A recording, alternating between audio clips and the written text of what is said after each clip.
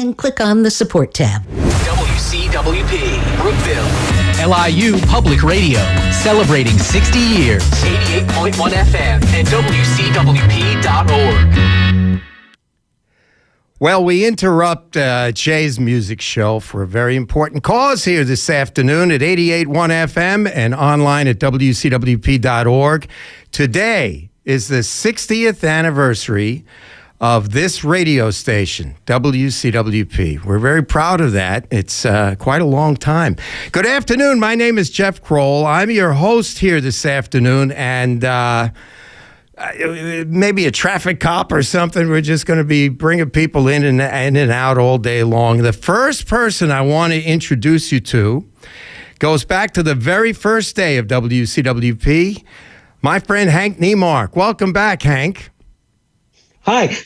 Let's make it clear. The very first day of WCWP FM. Yes. But also the very first day of WCWP AM with Art Beltrone. Hi, Art. Yes. Art. So, you know, a lot of firsts. We'll bring Art in just a moment. But the reason we're here today is on March 16th, 1965, 88.1 FM signed on the air for the first time. And it happened, as you've told us over the years, at 4 p.m. So we started at 3 p.m. so we can give everyone the story of WCWP leading up to the big 4 o'clock anniversary moment. And Hank will recreate his original sign-on from 60 years ago. I've heard it before. I know why he can remember it. It's not that hard to remember. But I've got it written down. You do, it's somewhere around here. Just to be safe. Got it. All right, so let's go back to the beginning. WCWP began as a carrier current station back in 1961. That means it could just be heard here on the campus. And from what you guys have told me over the years, you couldn't hear it all that well at times. But the goal eventually became to get an FM station. And last night, we honored the gentleman who put the money forward to build the original WCWP-FM, Benjamin Abrams. He was honored and put into our WCWP Hall of Fame. What a night it was. And Hank, you go back to those days. Tell us about Mr. Abrams and the beginnings of FM 88.1. Well, you know, there were so many things that had to come together. And, you know, it's almost like it really couldn't have happened. It was just a series of events.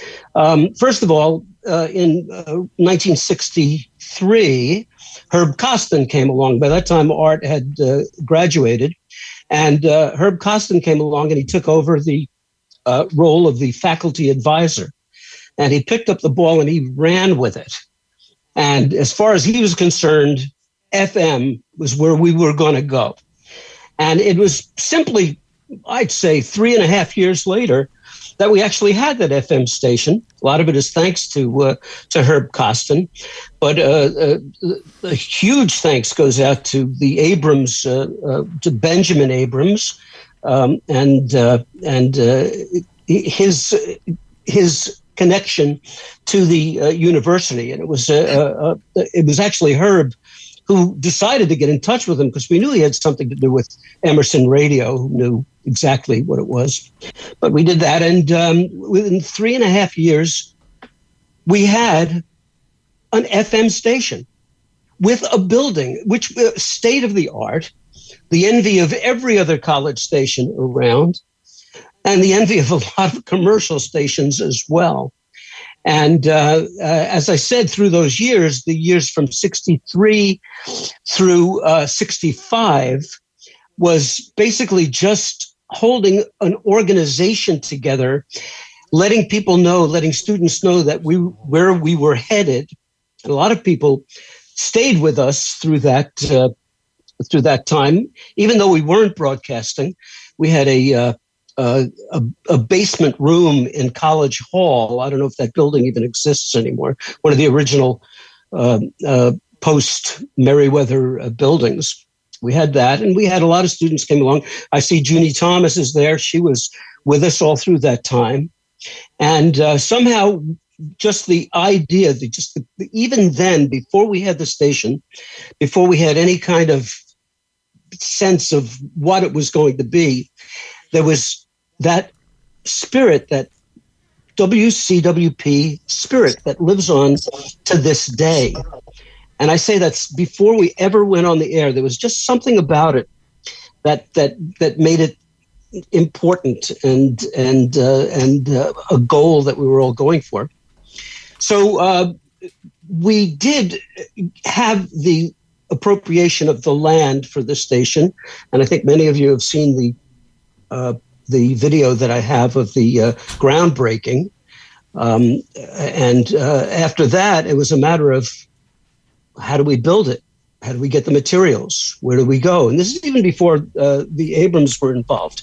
We had to get brick and mortar and plumbing supplies and wiring and codes. We had to get an architect. There was a huge building boom at what was then C.W. Post College, a big building boom, Pell Hall and other places like that were building. So they were all built, and they were all built in that federal style with brick, as was the radio station. But anyone who wants to can go around to those buildings that were built at that time and look at the brick. Those buildings were built with, and purposefully. It was built, I should say purposely rather than purposely built with old brick, chipped brick, just for the look of it, I guess. There was an aesthetic. If you look at WCWP, look at those bricks. If you look closely, you'll find one that I personally laid. I think Jeff Kroll knows where that is. It's still there. Yes, it is on the northeast corner of the building. The lowest. That's correct. Right, the first brick. Correct. In the northeast corner of the building. Right. And despite our recent rebuild, it is still there. Still there. Yes. Thank you very much for that, by the way. At any rate, if you take a look at the bricks in that building, it's all new brick, unlike the other buildings. It's all, even today, that brick is still very new looking. That's because Costin was able to get donations from local businesses, people who sold brick, people who sold plasterboard, people who sold glass, people who sold, and also the idea to maybe get in touch with the Abrams. They had some kind of connection with the college and the university. Yeah, we learned last night. Ben had been was now by then a trustee of LIU. And, that's right. Yes, and so he was around the facilities and was very interested because of their connections on Long Island to the Meriwether campus, although the headquarters for LIU was certainly in Brooklyn for so many years. Right. But the LIU campus was now starting to grow, and he wanted to get involved in that. So that's it. He was a trustee already of the university. Right. Well, there certainly was a financial boost at that point because we still needed a lot of equipment, turntables, mixers, cart machines, records, microphones, chairs, desks, things like that. And, of course, that's how we got the Benjamin Abrams Communications Center. It's hard to describe what that was like to a group of 20-somethings to suddenly have this extracurricular activity that had its own building. I remember when the tower went up. Those were the days of radio. There were towers all over the place. I remember as a little kid, my parents pointing out radio towers to me. It always seemed, and now we had our own tower. It was so heady to have that building. We were just a couple of kids. It's like, what are we going to do with it? We knew, because of Costin's input, we knew that this was not some electric train set that we had in the basement that we, crash into the wall. We knew what we had. All right. We knew how we had to nurture it. So if you just stumbled across the station at this point, this is 88.1 FM, and we're online at WCWP.org. At some point, I got to talk about WCWP.org because that does not go back 60 years. I'm told that's it's quite true. approximately 25 years, but no one's quite sure of the exact date. But we'll talk about that later on. Okay. My name is Jeff Kroll, just hosting here, and Hank Neimark is with us, giving us the rundown of how WCWP started. Why? Because today is the 60th anniversary of the original sign-on of 88.1 FM. We're very excited about that. The actual anniversary is coming up at 4 o'clock, so we're working our way towards that. At this point, Hank, I'd like you to introduce some of your classmates from those days in the mid-60s, early and mid-60s.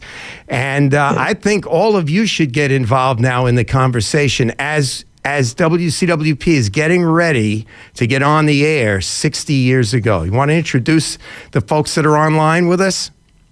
Okay, I see right now. From that era. Right. I see right now, I see Junie Thomas. Hi, yes, Junie. Junie's on. Hi, and Jon Korkes. I'll introduce the ones above. Jon Korkes and, of course, Art Beltrone. So let's get those folks on. And you guys tell us more about what life was like back in the mid-'60s leading up to March 16th of 65. May I, just before we do this, Jeff, I'm sorry to sure, step in here. Go ahead. I just want to do a roll call because I have a list here of everybody that was there at the very beginning. I'm pretty sure this is a complete list, and I'm hoping that people are listening, that people might chime in on this. I just want to give an alphabetical listing of those people. There are 31 of them. This won't take long. Just a shout out so those names are repeated over the air worldwide with WCWP.org.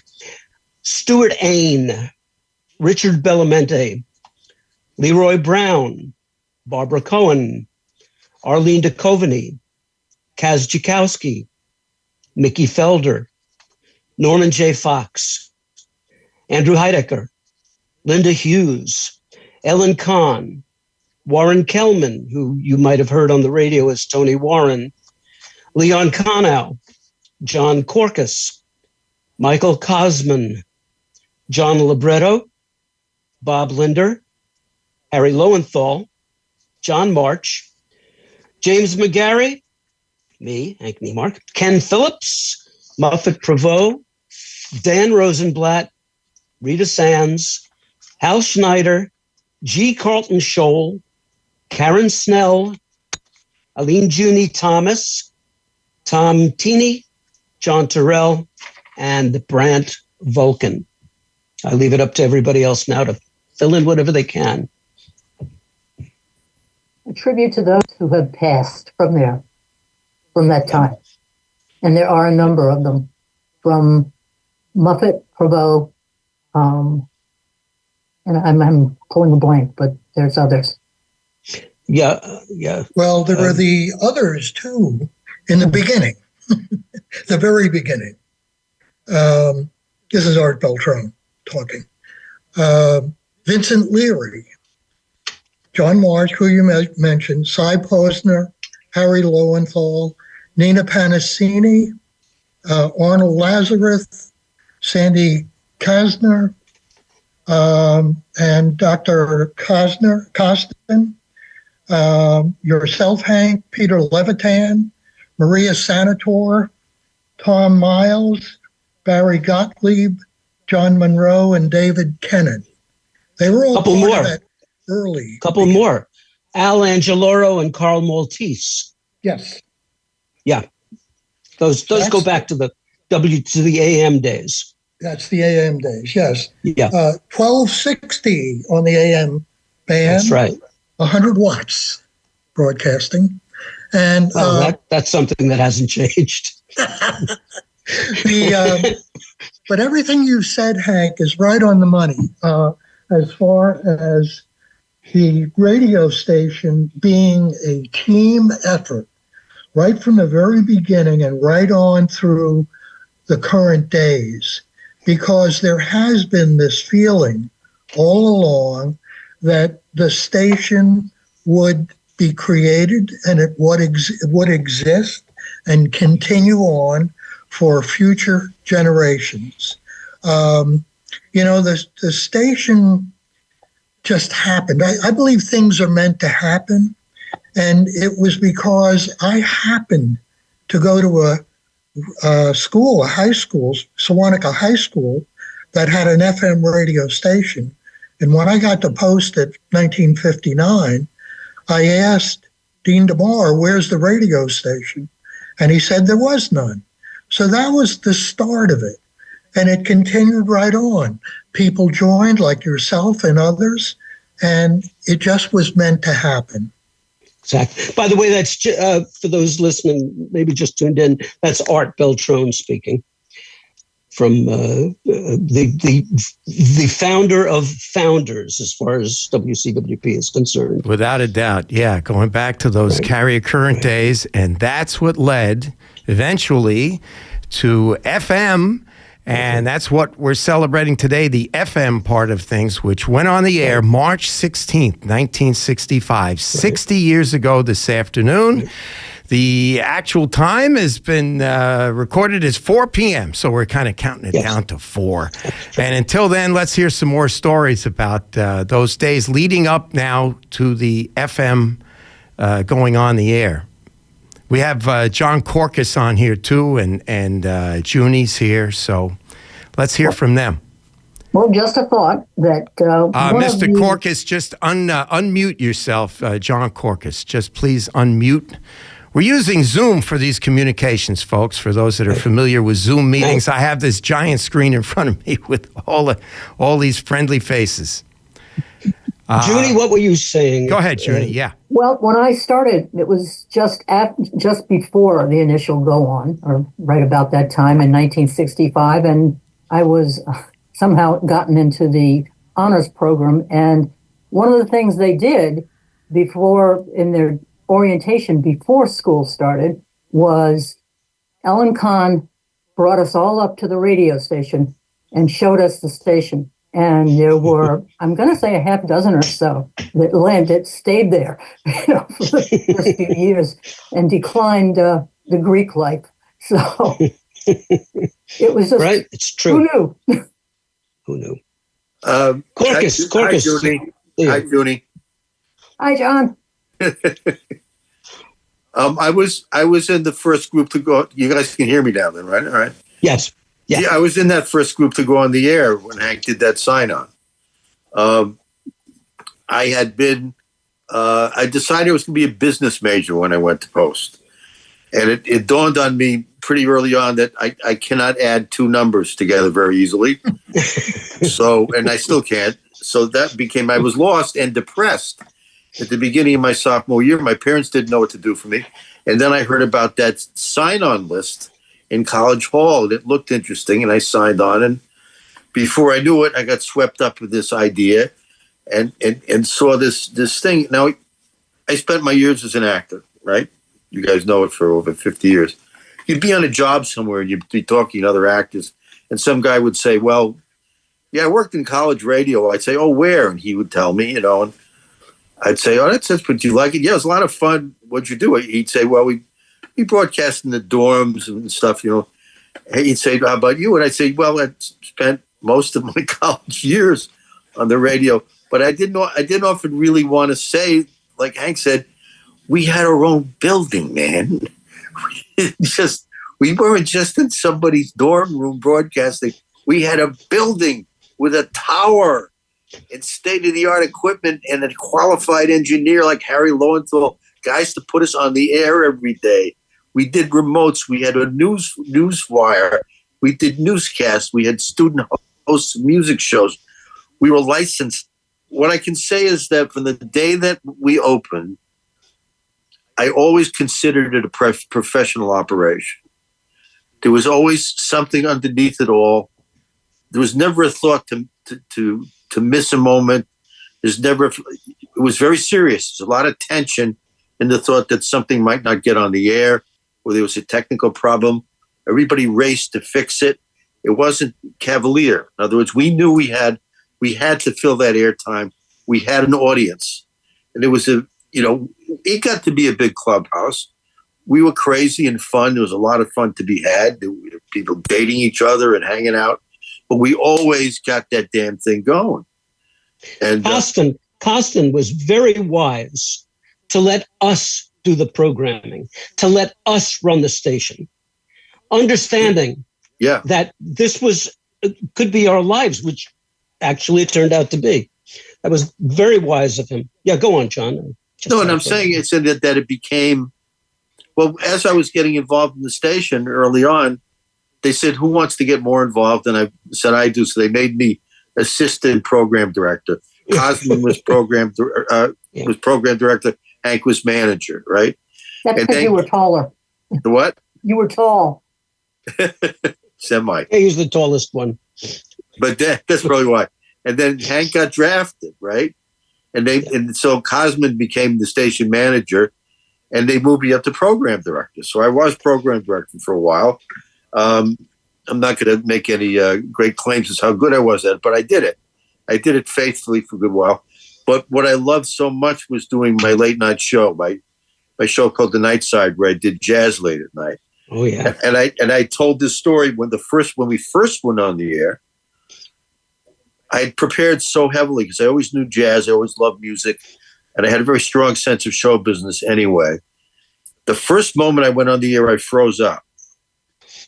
And the music was playing as I broke into the show, and I took a break, music was playing, and Hank was there, and he kind of got a hold of me. He said, "You got to be yourself up there, man. You got to use your own personality."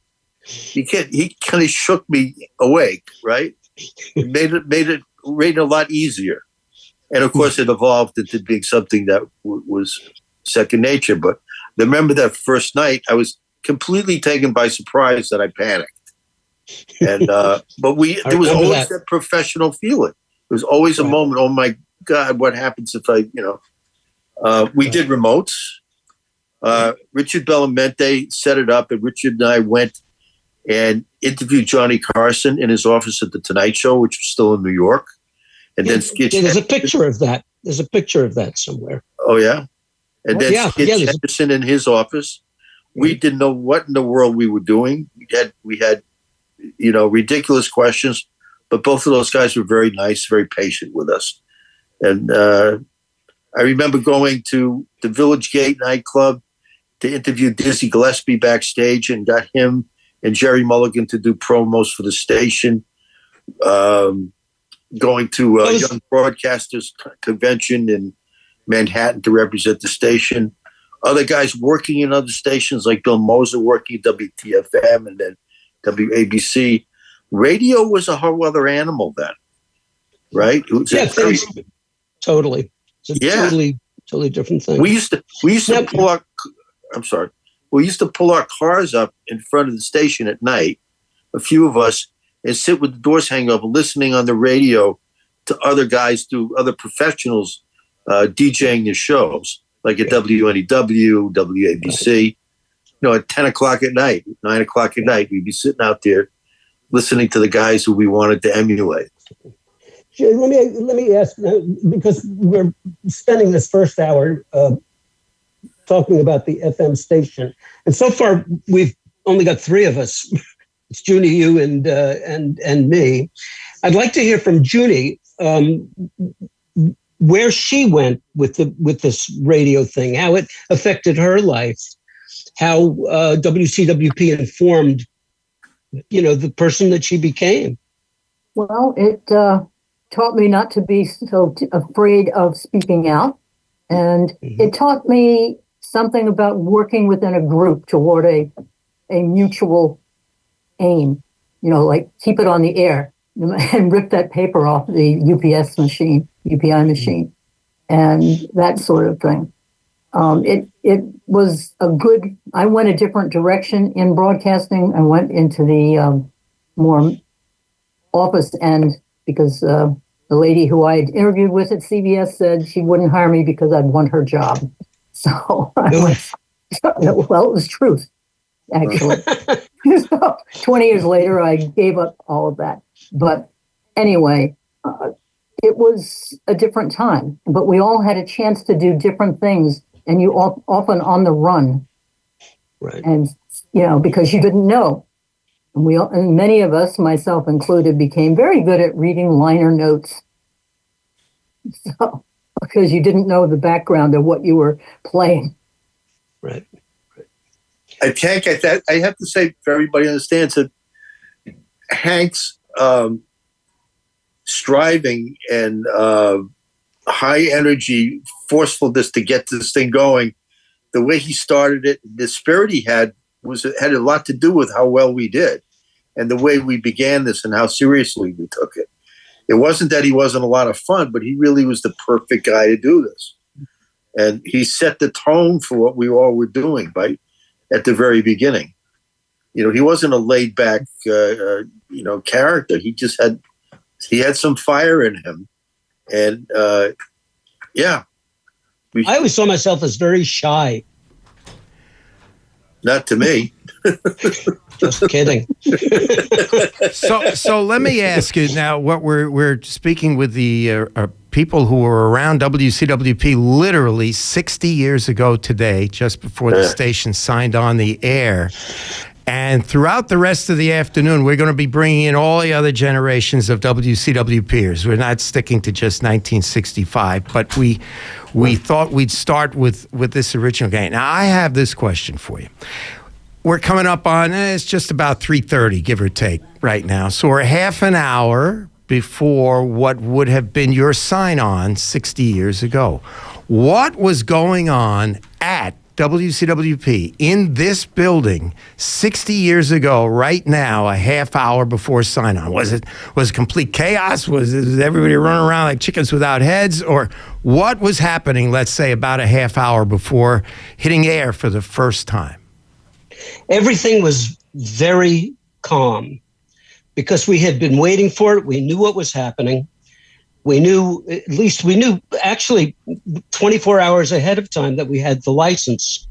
And everybody was just waiting. Now, there's a reason, and I'll talk about it at some point if anybody really wants to know. There's a reason that we had to wait till 4 o'clock to go on the air. That's some old history, but I'll talk about that at some point. So we knew we had to wait for that moment. We had all been imbued. We'd been practicing. We'd been doing radio shows for ourselves, playing with the cart machines and queuing records and learning terms, very important radio terms like segue, theme song. and everyone had already been Art. They were working with you on the AM side, counting down to this as well. I know by 65 you had stepped away, but a lot of these folks, Hank in particular, you'd been there through the AM days. So you folks came with experience. This was an experienced staff that was starting this station on that first day. Jeff, I was the only one remaining. Yeah, from he was the AM days. Oh, really? Okay. I have to intercede here for a minute. Hank said he was shy. No, he was not shy. He got things done. He got things done in the early days. He was a wonderful advisor to us all. He had a background. I don't know where it came from, but when things went amiss or we needed something, Hank was always there. And Leroy Brown, one of the keys here, and Hank remembers Leroy. I had been working at NBC in the newsroom as a copy clerk, and UPI was mentioned earlier, and that was my job with a couple of others. And I met Leroy. He was a night student at Post, and I said, we need a piece of equipment. And Hank remembers when that came in and how to set it up. So folks go ahead, Hank, go ahead. I was just about to say, although this, antedates FM, that when my first job at the radio station was we made a control mixer, a control panel out of a 2-foot square piece of flooring. We drilled holes in it. And I walked in and they handed it to me with a piece of Brillo. and they said, steel wool, they said, scrape it up. We've got to paint this. That was my first job. And that was when Leroy Brown and Steve Radoff were involved in that thing. This is before Harry Lowenthal. All right, just a note. So Junie, on March 16th of 65, you were in the station? Are you around as they were going to sign on at 4:00? No, I not until the summer. Oh, in the summer. Okay, very good. And you weren't there the day of. Okay. No. all right. No. And Okay. And John? I was there. And what are your memories of, as I asked originally, just a few minutes before the actual sign-on? I have to answer my doorbell, guys. Keep talking. I'll be right back. All right, I'll continue it for just a little while. Yeah. What we had to get Dr. Hoxie into the studio with Dr. Costin to do the opening speech. Basically, and it was an interview conducted by a student. His name was Tom Tini, Tini, and he was very active in the station in the very early days, and he had a very good radio presence, and he could interview people like, he was what, 22 years old, and he could interview people like he was, I don't know, Terry Gross. He had that thing. So basically, the way it was I was in the little newsroom doing the initial sign-on. I recall, and you'll hear what in a half an hour, you'll hear exactly what those, just a few words. And I went on from there to just basically say this and that and this and that. And now we take you to Tom Tini, who's with Dean Hoxie and Dr. Costin. That was the whole thing. We basically, it was, like it went like that. And then we just started, after Hoxie and Costin were done, we just started doing programming. All right, I want to bring two other folks in here. One has promised to be very brief, and then we have another member from 1965 who's here in our studio with us. But first of all, Ted David just wanted to say quickly hello to all of us because he has to get going. Ted?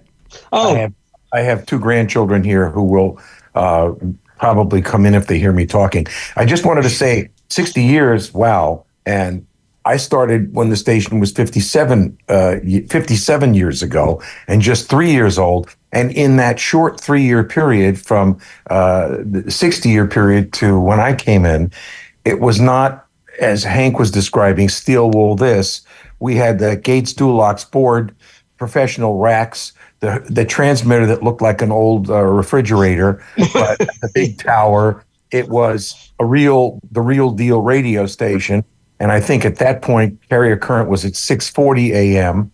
It had moved down the dial, and it was a real radio station. And it was the place that most of us got to run the board and cue records and make cartridges and find splices and ultimately end up getting commercial jobs as a result, whether in front of or behind the scenes. So happy anniversary to all. And You too, pal. Thank you very much, Ted. Always great. Thanks, Ted. Always great to see you. The other gentleman I want to bring on actually joined the station. Larry Brodsky is with us here in our studios, and Larry joined. So you weren't there in March. No, I wasn't there in March. I started. Move in on the mic a little bit, and you started a little later. It reminded me because Junie said she joined during the summer, and you joined. I think I joined right after this summer. Yeah. And it's. I had no idea this place existed when I came to Post. I had done my first year here. Went to class, went home. I was a commuter student. And one day, the beginning of 60, I guess the fall season of 65, I was in the cafeteria and just minding my own business. And I happened to be talking to the fellow who was sitting next to me. Some of you might remember his name, Ron Stone, was there. And we struck up a conversation. And he says, I got involved with this radio station here on the campus, and it's really a great thing to do. Why don't you come up? And I had no idea this even existed. He got me interested. And we took a walk through the woods and came up here. And I'll remember exactly what it was. It must have been 4 o'clock in the afternoon because Mike Cosman was doing afternoon concert hall. Yes. Sitting with his little pipe and telling me all about Kershaw listings, which I have no idea what that stuff was, but it was all about classical music. And I said, this is what I want to do. I said, this is my future. I'm doing this. And I found out I had to go out and go downtown and take a test for a third-class radio license. Yes, we all did. Yes. And I still have it somewhere in the house in a file folder. And I think Bob Fratello signed the back of it as chief engineer at the time. Bob Fratello. And this became my home. This was the center of my college life. It was probably one of the two most important things I've done in my life. This and that lady who's standing outside the window over there, who probably can hear me right now because she's in that room. But those are the two most important things in my life. I said, this is going to be my career. The first time I was ever on the air was in that little newsroom, taking copy off of that noisy teletype machine. And it was Vietnam time. And I could not just read those names. I mean, but I remember sitting in that little room. I was so nervous. And it was the first time I was on the air. It was terrific. And I said, this is what I want to do. And it was. And I started out in radio for a while, wanted to continue with it. And, things being as they are, we took a change in field because getting a job was too hard at that point in time. But it still has been an unforgettable experience. Well, not only is it unforgettable, it shaped my life because without this experience, I never could have been in the field of computer sales that I was in. I could never have stood up in front of a group of people. There you go. And that's the point. And talk for a half hour with a couple of notes in front of me. Right. Or, give the same talk over and over again, and it's never the same because I played off the audience. Right. And that's where you could get so much out of a place like this and not go into broadcasting. So many did. We have so many stories to tell about alumni who have gone on to amazing careers. And I'm looking at some of them right now in these pictures here on Zoom. But yes, you didn't have to go into broadcasting. Well, I did get two jobs. I did get 2 jobs in radio. Yeah? What stations? I did weekends at WLIX and Islip. Okay. And I did a summer engineering job at WOR. Very nice. Which was wonderful. Big time, New York City. It was. It's all right. I did FM with Murray the K and Scott Muni and all those people. ORFM, yes. That was the beginning of that little era. That's Murray right. the K. Murray the K, yeah. Larry Brodsky joining us here in studio. And that's a great point about it doesn't mean you had to go into broadcasting out of this place, but that you could gain that ability that just to go out and do things. We have many, many stories like that of folks that learn their way from here. Hey, Jeff, yeah. Art. I just want to, what Larry just said, I think was so important because the thing for me, and I think almost everybody, to be involved with something like this, which started and then continued on, it just proved to me personally that as long as you worked hard at it and believed in it and committed it, you could make it happen and make it done. So I think that's the other important lesson that a lot of us learned. Very good. Very good. Larry, thanks so much for joining us today. Well, thanks. We're going to work in so many along the way. We have another one of your classmates. I see him getting online right now. I guess maybe when his picture pops up, we'll introduce him. But we've been waiting for him to join the conversation. Jon Korkes actually ran to answer his doorbell, and he was in the middle of a conversation. Back. Yeah, I know you're back. You've been back while we were talking to Larry. But Jon, about what you were doing on that day, March 16th. Oh, God. I couldn't tell you what I was doing on that day, but I could tell you the preparation, and which I had said. I'd also said when LiBretto and Hank and I came for that reunion, and we did 2 of those strictly jazz shows. That's right. I said that the record library there was extraordinary. Yeah. When I was starting my show there, when I was 19 at the time, at that day, I'd never seen a collection of vinyl for jazz like I saw when it was at that station. Great. Yeah, I've enjoyed doing those shows with you guys at these homecomings. And a little later this afternoon, we're going to announce the date of Homecoming 2025. We were just informed of this before we went on the air today. Oh, very good. So we have the date, and we'll make an announcement in a little while. But I want to introduce another one of your classmates from that 1965 era. Jon LiBretto has gotten on. He joins us. Hi there, John. everybody. Hi, Jon Good LiBretto. afternoon. Got Hey, distracted for a while. Sorry, I was a little late getting on. That's all right. But That's okay. we've been getting everyone's memories from that era. I'm sure you see them on the boxes on your screen. Junie Thomas is here, and Jon Korkes, and of course Art Hi, Junie. and Hank. Have been telling us about those days, and we especially asked. I had asked a question before you got on of what were you doing on March 16th, 1965, at about now we're coming up on roughly 20 minutes before the actual sign-on of the station. Do you remember what things were going on at that time? If I'm not mistaken, I was in the news booth. The deep dark secret. I don't know if Hank mentioned it earlier. Was that on the 12th? No, we were waiting for you for this story. Go ahead. Go ahead. Well, it was a Friday night, and we were out having dinner. We got back and discovered that the FCC had sent us a telegram authorizing our going FM. And Hank and Mike Cosman and I were the three guys in this building. And Hank said, well, let's flip on the transmitter. And Hank, you read the news that day. That night, and the headline was WCWP gets authority to go FM.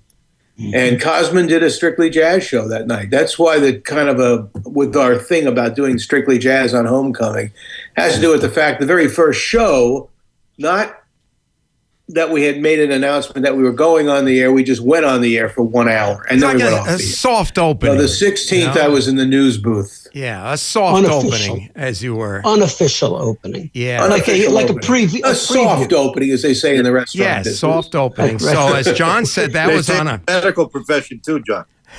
Well, yes. In my case, I'm overweight. If they ever had to do a surgery on me, it would be a very soft opening. So that was on that was on Friday, March 12th, and we're talking about March 16th, which Tuesday. in 1965 was a Tuesday, and at 4 o'clock on Tuesday afternoon, March 16th of 1965, 88.1 FM WCWP went on the air for the first time. And here we are, exactly 60 years later, give or take 15 minutes. We're going to recreate that sign-on again at 4 o'clock and then continue with the memories here this afternoon. It's a very special time for all of us connected with this station. You'll hear that through the rest of the day from the different generations involved. We'll have people from after you folks, and I qualify from that era. I started here in 1971. So we have folks from the 70s and the 80s already here. And we expect, mere kids. And we expect some, we even have, there is a guy running around the station here who just graduated a year and a half ago. So we'll talk to Andrew as well. So, we'll get the perspective. I want the perspective of folks from today's era. What does 60 years mean to you, having just graduated in recent times? So we'll be doing all of that for the next few hours here. Jeff, I have a question. Sure. The guys who were around then. What was the exact time? Remember the great blackout in the East? That was in October. That happened. So that's November. I was in the Army. I was already in the Army. I had left. Yeah, but it wasn't that. It was still in our time at the station. Yes, it was, November 9th. November 9th, 1965. It was October of 65, if I'm not 5:27 p.m. Yeah, November and 9th. We went on the air. We didn't go on the air. We slightly went off the air. John, I was on the board, John, and I was running a taped educational show. Oh, okay. Which suddenly started slowing down like this. And I thought, oh, who did that? And I got up and I pushed a button on the tape machine and it went faster, but now it was going too fast. And then everything went. All the lights went, the thing went off the air, we totally went off the air, and that was it for the day. We were 24 hours later before we got power back. But do you remember being up there and having the guys turn their headlights on the control room to try to get things going? Oh, we tried, but there was no power. There was absolutely no power. But I remember there was an attempt to see if they could illuminate things to find a source, and it didn't work. No, exactly. All I remember somebody coming and says, "What did you do?" And I said, "I didn't do anything." So I have a question. The CW Post campus, let me just say about the power. CW Post had his own power source very here close by. on It was campus. it was a building not far from the station. Right. It was called the power plant, but it wasn't. We were not on that grid, I don't believe. Okay. All right. So there was no way to get power that night. Hank, go ahead. I have a question for LiBretto. LiBretto says that on the 16th at 4 o'clock, he was in the newsroom. I thought I was in the newsroom. No, you were on the air. No, but in the big studio, the booth was Tom Teeney and Bean Hoxie and Herb Costin. And I signed on. I handed it over to that studio. Right. Now, you and I might have been in there. And, I like to think of, that we were close friends, but not that close, John. Well, in the booth. No, we weren't in the booth together. But there's no room for the two of us in the booth. Right. No, I was in the newsroom. Just, there were so many people hanging around because they're all excited about going on the air. But I was sitting on the air that day. I didn't. I don't recall going on the air at all that day. Right. See, today is very calm. Pat and I is just sitting. We were the only ones sitting here at 3 o'clock when we signed on. It's very calm. Very calm. Very calm. On the 60th. I don't know how There's you a do number it. of people here now, but it was very calm earlier. Very calm. Junie, so by November, you're certainly working at the station. Were you there that day when the power went out? I was in the basement of Riggs Hall with the rest of the honors program. So the power went out in the dorms as well? Yes, yeah. I think so, or at least partially.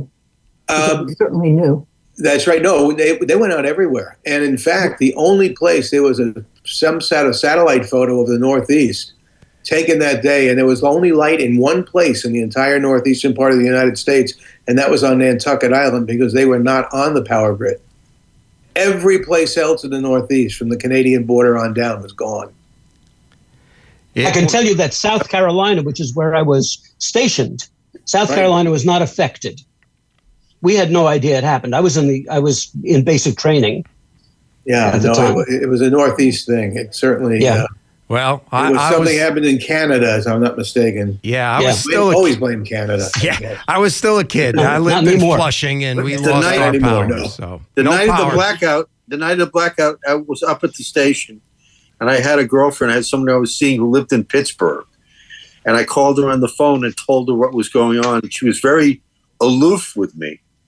And a day or so later, I got her on the phone. She thought I was putting her on. She thought she didn't realize there was a blackout. She thought I made it up as a reason to not call her or something. Yeah, what a fantastic prank. Yeah, sure. The power went out. Yeah, sure. Yeah, God, why didn't I think of that? All right, we're counting it down, gang. We're about 10 minutes or so away from the 4 o'clock moment when WCWP signed on the air 60 years ago on 88.1 FM. And that's the moment where we're looking forward to, and Hank will recreate his original sign-on. We've done this for other anniversaries. This is not the first time we've pulled this trick off. The big question is, how old were we 60 years ago? Well, I 23. I was 12. I was not yet 23. I was 22, about to turn 23 a month later. I was 17. Well, I was 12, 19, so I wasn't aware of all of that stuff. So, I was aware of the blackout, but I mean, not what was going on around here. I honestly, Junie, how old were you? I was 18, 17. Yeah, I was 19. Yeah. Can I say something about this? Is something that a lot of people don't understand at this point. When we went on the air, FM was still the orphan stepchild of the broadcast spectrum. Very good point. And it was not, there was no rock, no underground rock. It was mostly almost pompous in some ways. A lot of classical music, some, a little bit of radio drama you'd hear every once in a while, news, very heady talk shows, literary shows, and so forth. So when we went on the air, there was AM, which at that point was basically top 40. Wherever you went on the dial, it was top 40. WMCA, WINS, WMGM, WCBS. It was all top 40 radio. And we were, in a way, feeling that we were above that. And our programming at the station reflected that. A bunch of when folks.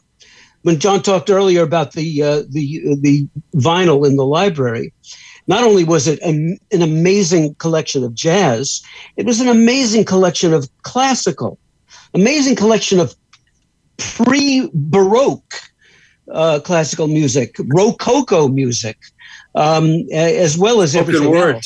Spoken word too. Spoken word, yep, absolutely. And also a lot of folk music, a la Gail Wilborn. That's true. That's right, Gail Wilborn. Oh, that's right. Mickey Felder. Yep. Mickey Felder. And I just realized the name that I had left off the list, Neil Cohen. Oh, right. Neil Cohen, that's right. Neil Cohen, yes, who later he changed his name to Neil Martin. Right. Do you remember the live folk show called Folk Project every Saturday afternoon on WCWP? We had live music. On the weekends, yeah. On the weekends. And, of course, the first show every day, every afternoon was called Afternoon Concert Hall. That's right. Michael Cosman. So right. did you folks go on the air every day at 4 o'clock, or was there different times for every day? We went on around 4 o'clock. There every was, day. And I'm going to spill the beans here.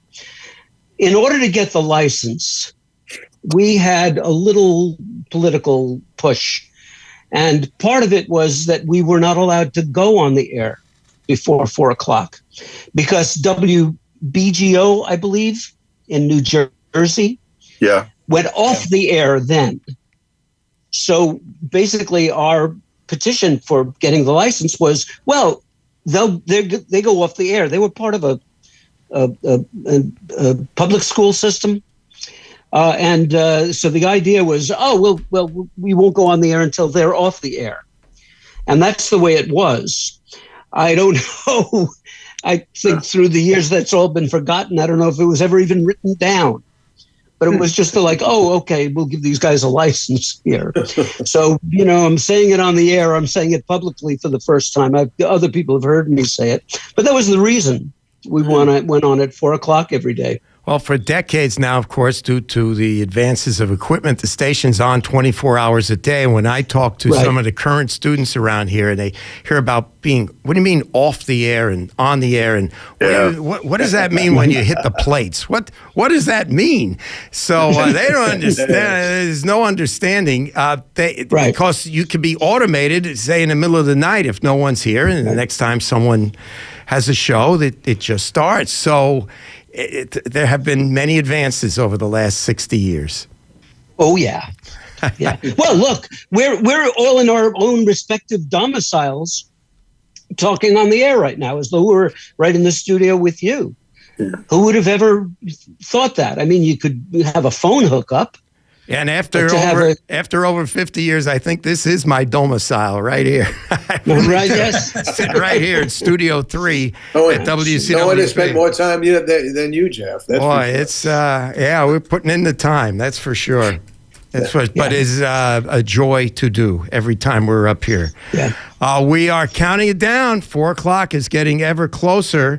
I can't thank enough all of you who got on early here to make sure you were on here for this first hour, because I really wanted a discussion of what it was like on March 16th, 1965, of course, leading up to that day, and the very first day on the air here at 88.1 FM. And we really thank Art Beltrone, who, of course, goes back to 1961. We'll have to get you back. We'll do another type of show, Art, where we could talk about you as the catcher on the baseball team. We could get back to that sort of stuff. He was on the CW Post baseball team. So besides, fighting for the radio station all that time. Art, always great to have you on. And Junie, so glad that you could join us today. It's great to have you. Happy to. Yeah, Jon Korkes from Manhattan. Thanks for joining us. Junie, you're up in, where are you right now? I am in Sanford, Maine. In Maine. Yeah, I thought it was Maine. Right. Art is down in Virginia. This is amazing that you get people on from all over the country. And John LiBretto, who's up in Massachusetts, joining us. Right. So always great to see you, pal. That's Jeff. Always a pleasure. Jeff. Yeah, go ahead, Art. I just want to congratulate everybody from the FM days to make it all happen. Everybody did a wonderful job, and it's a great opportunity and celebration. Thank you all. Yeah, so thank great you that you being could the check pioneer yes. you were. Thank you, Art. Yeah, my wife, Pat, who's really our executive producer today, keeping tabs on everybody who's ready to come on and hear live and also on Zoom. We can't thank all of you enough, because without your efforts leading up to 1965, we don't get to play the games that we played years later and meet the people we met. And in our case, we met here at WCWP and end up getting married and a family and the whole thing. So, I mean, we are eternally grateful to those of you who were the beginning of things. There's Pat's getting on camera. For those listening on the air, they can't see her, but Pat is right next to me, and definitely my better half always. So we're 3 minutes away. Yeah, we thank you. So Art and Junie and Jon Korkes and Jon LiBretto, thank you all very much. Certainly stay with us online to listen to what's going on. But we have Hank, and we're going to count it down to the 4 o'clock hour here at WCWP, and what I want to do here, I still have enough time to do that. 2.5 minutes. Yeah, here. I want to play this because one of our alums, and you're going to hear from him a little later, he's a production whiz here at 88.1 FM, and cut a whole bunch of production stuff for our 60th anniversary. And one of them goes something like this. WCWP, Brookville. Celebrating 60 years. 88.1 FM and WCWP.org. Yeah, so that's Chris Maffei, our production whiz here at the station, referring to the 60th. And I wanted to get that in because it's the legal ID. Now we don't have to worry about things exactly at 4 o'clock. Right? Okay, we did what we're supposed to do. We did the legal ID. We got that in. Jeff, just so you know, I do have a digital clock here that's on Universal Time. So. Good. So you have the time, and I have the time, and we should be synced up. I'm at about a minute and a half to your. I'm at 3:58:35. That's it. That's what I have too. Yeah. Okay, good. It's amazing. We're in the right. same time zone. Hank is upstate in New York, so Woodstock. So we're in the same time zone. But it's great to have everyone with us. And we'll be going on past 4 o'clock with more memories of WCWP radio. We'll start bringing in the other generations that followed the original sign-on from 1965. We're less than a minute away from the big words. I can tell the audience is riveted. They can't wait for this countdown. I am so nervous. I'm sure you are. Yes, you always struck me as the nervous type. Not. Hank Neimark here at WCWP. So here we go. We're about 30 seconds away. Just a great time. I can't believe this day is here. It seemed like it would be long time till we got to the 60th, but here we are. 60 years ago this afternoon, WCWP 88.1 FM signed on the air. And at 4 o'clock that afternoon, the gentleman you're about to hear from spoke the following words that got this place off and running. It started a 60-year run. WCWP-FM is on the air.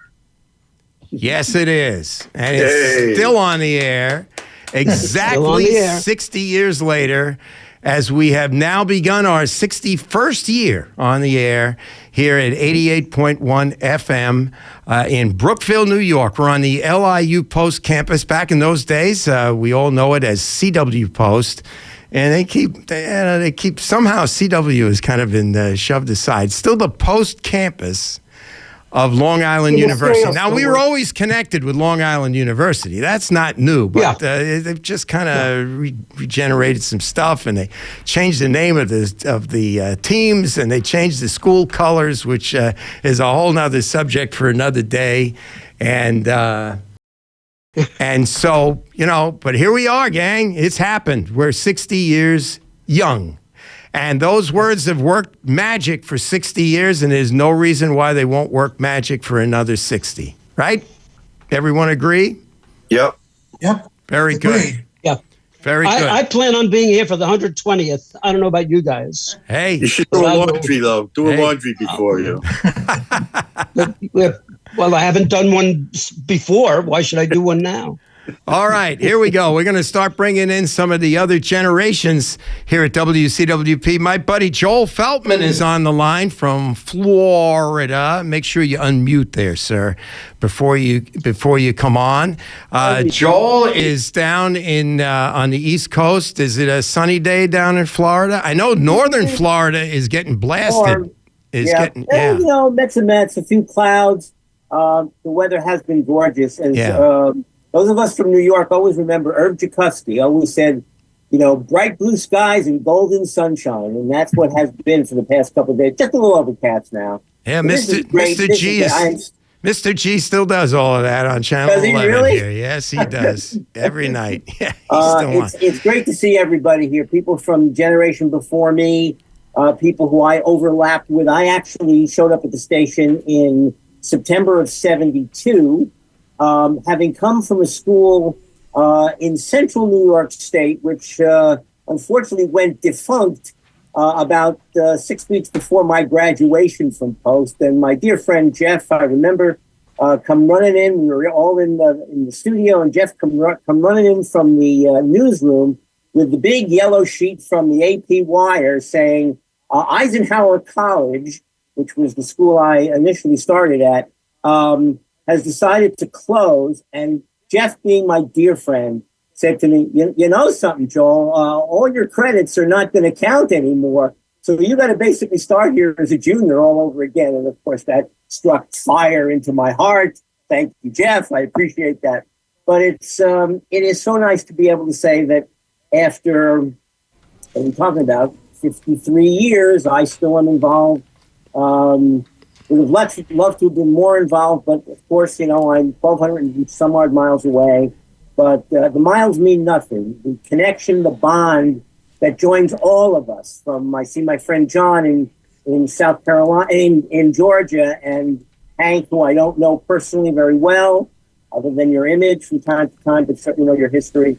It's just great to be able to have that connection and say, I knew these guys. I've known these guys. Jeff has been a dear friend for 50 plus years. Well, Joel, yes, I did. We all did mock you for helping close down a college, but I have to say, over these 50-odd years now, times have changed, and in the last decade or so, there are quite a number of colleges that have gone down. One not too far from where we are now, Dowling College, went out of business a few years ago, and so we can't mock you for that now because it seems to happen, unfortunately, a lot more frequently. In fact, LIU has closed a number of its campuses over the year, including Southampton a number of years ago. So, it happens now. So I can't razz you about it anymore. Of course, your credits are not going to count. So that was the one that kind of shivered the timbers. Art, you had something you wanted to add? I'm sorry, but I have to drop out at this point. Well, it's great to have you on today. Thank you again for having me. Great. Yes, and thank you as so always, much, and have a wonderful day. We'll talk real soon, Art, as we always do. Bye, Art. Take care. Keep in touch, Art. All right. Keep in touch. So, John, everybody thank you, else. Art. Thank all right. you. Bye-bye. Art is the founder of WCWP pre-FM days, and it is always a joy to have him involved. Just a wonderful gentleman. He's lived quite a life, actually, now down in Virginia. Joel, I'm going to bring on one of your classmates at the time. We're going to bring Bernie Bernard in on the conversation because, we're all kind of from the same era, so I can do that. You know what I mean? I can get Bernie involved. Yeah. How you doing, Bernie? I'm great. I'm down here in sunny Florida. I live a couple miles away from Joel, and we have and Ted David also lives near us too. So we have to get a WCWP South meeting together at some point. We absolutely need to do that. Well, I started in 1968. All right, before you go further, Bernie, we have to make it official that you're on the air. Bernie Bernard. Okay, now you can say hello and tell us what's going on. Okay, thank you. If I don't do that, Bernie, it's not official. What can I say? Oh no, we need to be official. Yeah, where did you get that liner from? Where is that from? The Bernie Bernard? Yeah, that one. Kind of. There's a little bit of controversy about that this week. I was broadcasting on the Voice of America for 21 years. Right, and there's some stuff going on with that this week. But those were great years for you. Yeah. Well, we'll go over your whole career as we go forward. What do you remember about Joel when he first came into the station? Well, we overlapped a little bit. I was there from 68 to 73, and I stayed around for a while. So, I overlapped with Joel, Ellen, Bruce, John. So I was there 68 to 73. Yeah. And so all of them were coming in as I was kind of making my exit. All right, I have one story I really want to go over with you, Bernie. So let's just talk to Joel for another moment, and then I'll get back to Bernie. So, Joel, give me your favorite memory of WCWP. Oh, my gosh, that's a tough thing. I guess it was kind of like non-attacks. The ice storm of December, I believe, December of 73. Jeff, if you remember, I think this kind of laid out everything for me. I had worked at the station. I'd come in as a junior in 72, but it was mostly, you had to pay your dues. It was tape shifts. I wasn't on the air or anything like that. We did our tape shifts. We did all of that stuff. And in the ice storm of 73, Jeff, as you recall, power was out in your neighborhood. So you came and crashed in our dorm room, and our dear friend, Joe Honerkamp, was my roommate, and he invited you to kind of stay in there. And I remember just staying up most of the night, just chatting and learning more about the inner workings of the station. And I think that is a kind of a kickoff memory for me. Well, it's the only night I ever spent in the dorms at LIU. Yeah. I was a commuter student, and after one night with you guys, I said, that's it. Even though there was a major ice storm and a power failure. We lost power in Roslyn, where I lived at the time, for 5 days. But I'd rather live in the cold than stay in that dorm room. So I went home. So Joel, you went on. You did a bit in broadcasting after school, and then in the entertainment business. A little bit about that. We're getting a little feedback from you, Joel. I don't know. Okay, let's see if I can get a little closer to the mic. Yeah. I actually did. I worked in television production for a while. I spent 6 months or so, 8 months at the NBC Radio Network. And I did, a little bit of engineering there for NIS, which is actually celebrating its 50th year this year. And then I went into entertainment management, managed a couple of actors. When I moved to Florida, I produced some public television TV shows. My kind of act 3 was, and this actually relates to what was said a little earlier about learning to be able to speak in front of an audience. As a senior trainer for a cable television system down here, and just would give presentations and talk in front of large numbers of people. Didn't bother me at all. Yep, we got that earlier. One of our guests, Larry Brodsky, pointed out that the self to give you that confidence to get up in front of confidence crowds. that you can string three words together and make sense, and do it over and over and over again. Yep, So Joel has joined us for countless homecomings, and hopefully we'll see you this fall for the next one. All right. I'll be willing. Thanks very much for joining us, Joel Feltman here on our homecoming. And where'd Bernie disappear to? I thought Bernie was up here. There she is. Bernie's here. So Bernie, you started in 1968, as you said earlier. Now the 60-year trajectory of this station, it is not all just rose petals from March of 65 until today. There have been some moments in the history of WCWP, and you were a part of the first, shall we say, biggie. You want to tell us about what went on in those late 60s and around 1970? Oh, when the station had to go off the air. Yes. There was...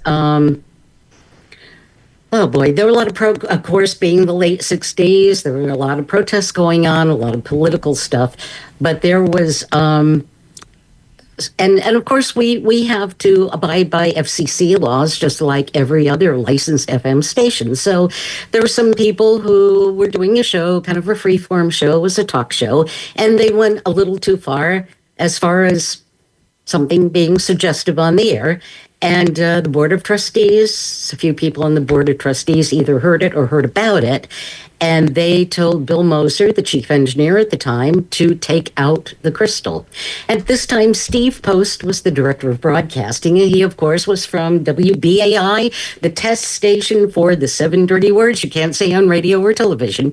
So he wanted to push it a little bit, and the Board of Trustees were not happy with it. So Bill removed the crystal from the transmitter. I came in, like, what are we going to, we hadn't known that. Well, what are we going to do? Well, let's sign on anyway. So I went in, of course, you hit the filaments and the plates and nothing. Couldn't sign on at all. So, how long did that last? A few months. Yeah. A few months at least, maybe Bruce or John. I think it was a few months. But when you came back, the staff was pretty well split on these issues. And so when you came back, you had really a skeleton staff that actually came back into the station. We did. And a lot of the people who had caused the problem in the first place were gone. They did not come back. And we were all kind of coming back in one by one. And it was a little bit different. We had a different, I believe, now was Moser the director then after the shutdown? Bill was the director. They put Bill in charge. He was the chief engineer and the station director to put the place back on the air, and began an incredible 20-year run that so many of us were a part of.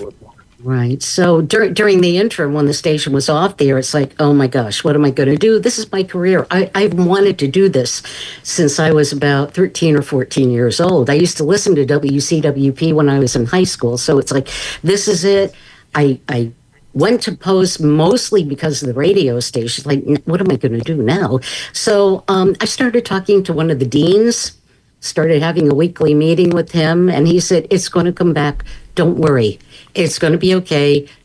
The station's going to be on again, and you're all of those who did not cause any problems will be able to come back. And so it was his encouragement, actually. He kind of kept me. It was Dean Alan Beeman. I don't know if anybody remembers him. He was the one who said, it's okay. And I would go into his office and, what do I do? Transfer to Hofstra? He said, no, don't do that. It'll be back, believe me. And it was. And it was a little different. There was a sort of a different attitude. As we know, Bill Moser ran a tight ship. Yes. And so we were all supposed to conduct ourselves professionally on and off the air. This was preparation for us to go out there and work at other commercial radio stations. And that you did. It starts now. That you did. So what a wonderful career. Briefly mentioned Voice of America earlier when we got you on. But from WCWP, you went to? WBAB. Here on And Long thanks Island. to Elliot Goshman for that, because he is the one who said, look, I'm going to give my notice in tomorrow. Get over here tomorrow with a tape. I'll tell the program director you're coming. I'm like, cool. And I got the job thanks to Elliot. Elliot also got me some summer relief at News 12 Traffic and Weather. So he's been a wonderful friend and a big help. So let's see, from BAB, I went to, did a little stint at WRNW in Westchester. And then one of my heroes called, Scott Muni, said, hey, Burns, you want to come work for us? And I'm like, yes, please. So I was at NEWFM doing part-time and music director. And then I guess the problem there is all of the people who were there were so entrenched. You had Dave Herman, Pete Fornatel, Dennis Elsis, all these folks who they weren't going anywhere. Yeah. So as far as a full-time job, it was great being music director, working part-time, but I submitted something to Voice of America and got hired there. I was there from 1984 to 2005. And then a great thing for us, you came back home. I did. I came back to Post to teach for 11 years. Yes. I moved. I was there from 2005 to 2016, and did a show on the air, taught, and then moved down to Florida. And as you know, the rock show continues. I have a little home studio, so I'm doing a show once a month, as are many of my old friends here. So we're keeping the rock show going. And it's, the format is very open. You can do thematic shows. You can do whatever you want. I think the cool thing about the rock show is we are playing new releases by classic rock artists, which the classic rock stations aren't doing. I mean, there's a new album by the Doobie Brothers. There's something new from Eric Clapton. There are all these people who get lost in the shuffle. So it's nice to be able to play those people on the rock show and let people know. Bernie, can't thank you enough for hopping on and joining us today. Bernie Bernard. Here on WCWP Radio. If I don't, two is my limit on that. I promise. I won't play more than 2 times. All right, Jeff. Yeah. I've got to head out here. All right, Jon Korkes signing off. I've got to get going. I want to thank everybody for everything. Very good. Very good. We'll be in touch. This place was the center of my college life, and it was creatively a springboard for me to much more. And I miss it and love to hear about it. Very good. John, we'll be in touch. We're in a little while, we're going to announce the homecoming date for 2025. We just learned that before we went on the air this afternoon. And I'll be in touch with you. I'll let you know what's going on. All right? Okay. Hank, LiBretto, all you guys. Thank you. Hi, Johnny. All right. Junie. And Bernie, thanks again. Thanks very much for joining us. Next up on the roster, he's coming to us from Ohio. We're covering the country. I wonder if we get all 50 states in before we're done. Not quite, huh? I bet Wyoming will be a tough one. We'll see. Alan Seltzer is joining us here from it's Columbus, Ohio, right? Oh, of course it is. I see it in the background shot. Columbus, yeah. Yeah, it's got to be that way. Yeah, how are you? I'm doing well overall. Life is good out. I'm very happy about moving here. Although I do miss everyone from the station and being at the station. I mean, I worked at the station up until 2 weeks before I moved here, which was great. And I have tons of memories and, haven't seen the new station yet, but I'm looking forward to that. Yeah, it's very nice. Very nice. They did an incredible job here. We're in the same building we've always been in. It's the same within the brick walls, but they broke it right down to nothing and put Humpty Dumpty back together again. It looks really, really good and a lot of fun to be back here. We look forward to having you here. Alan, tell us your years here at the station.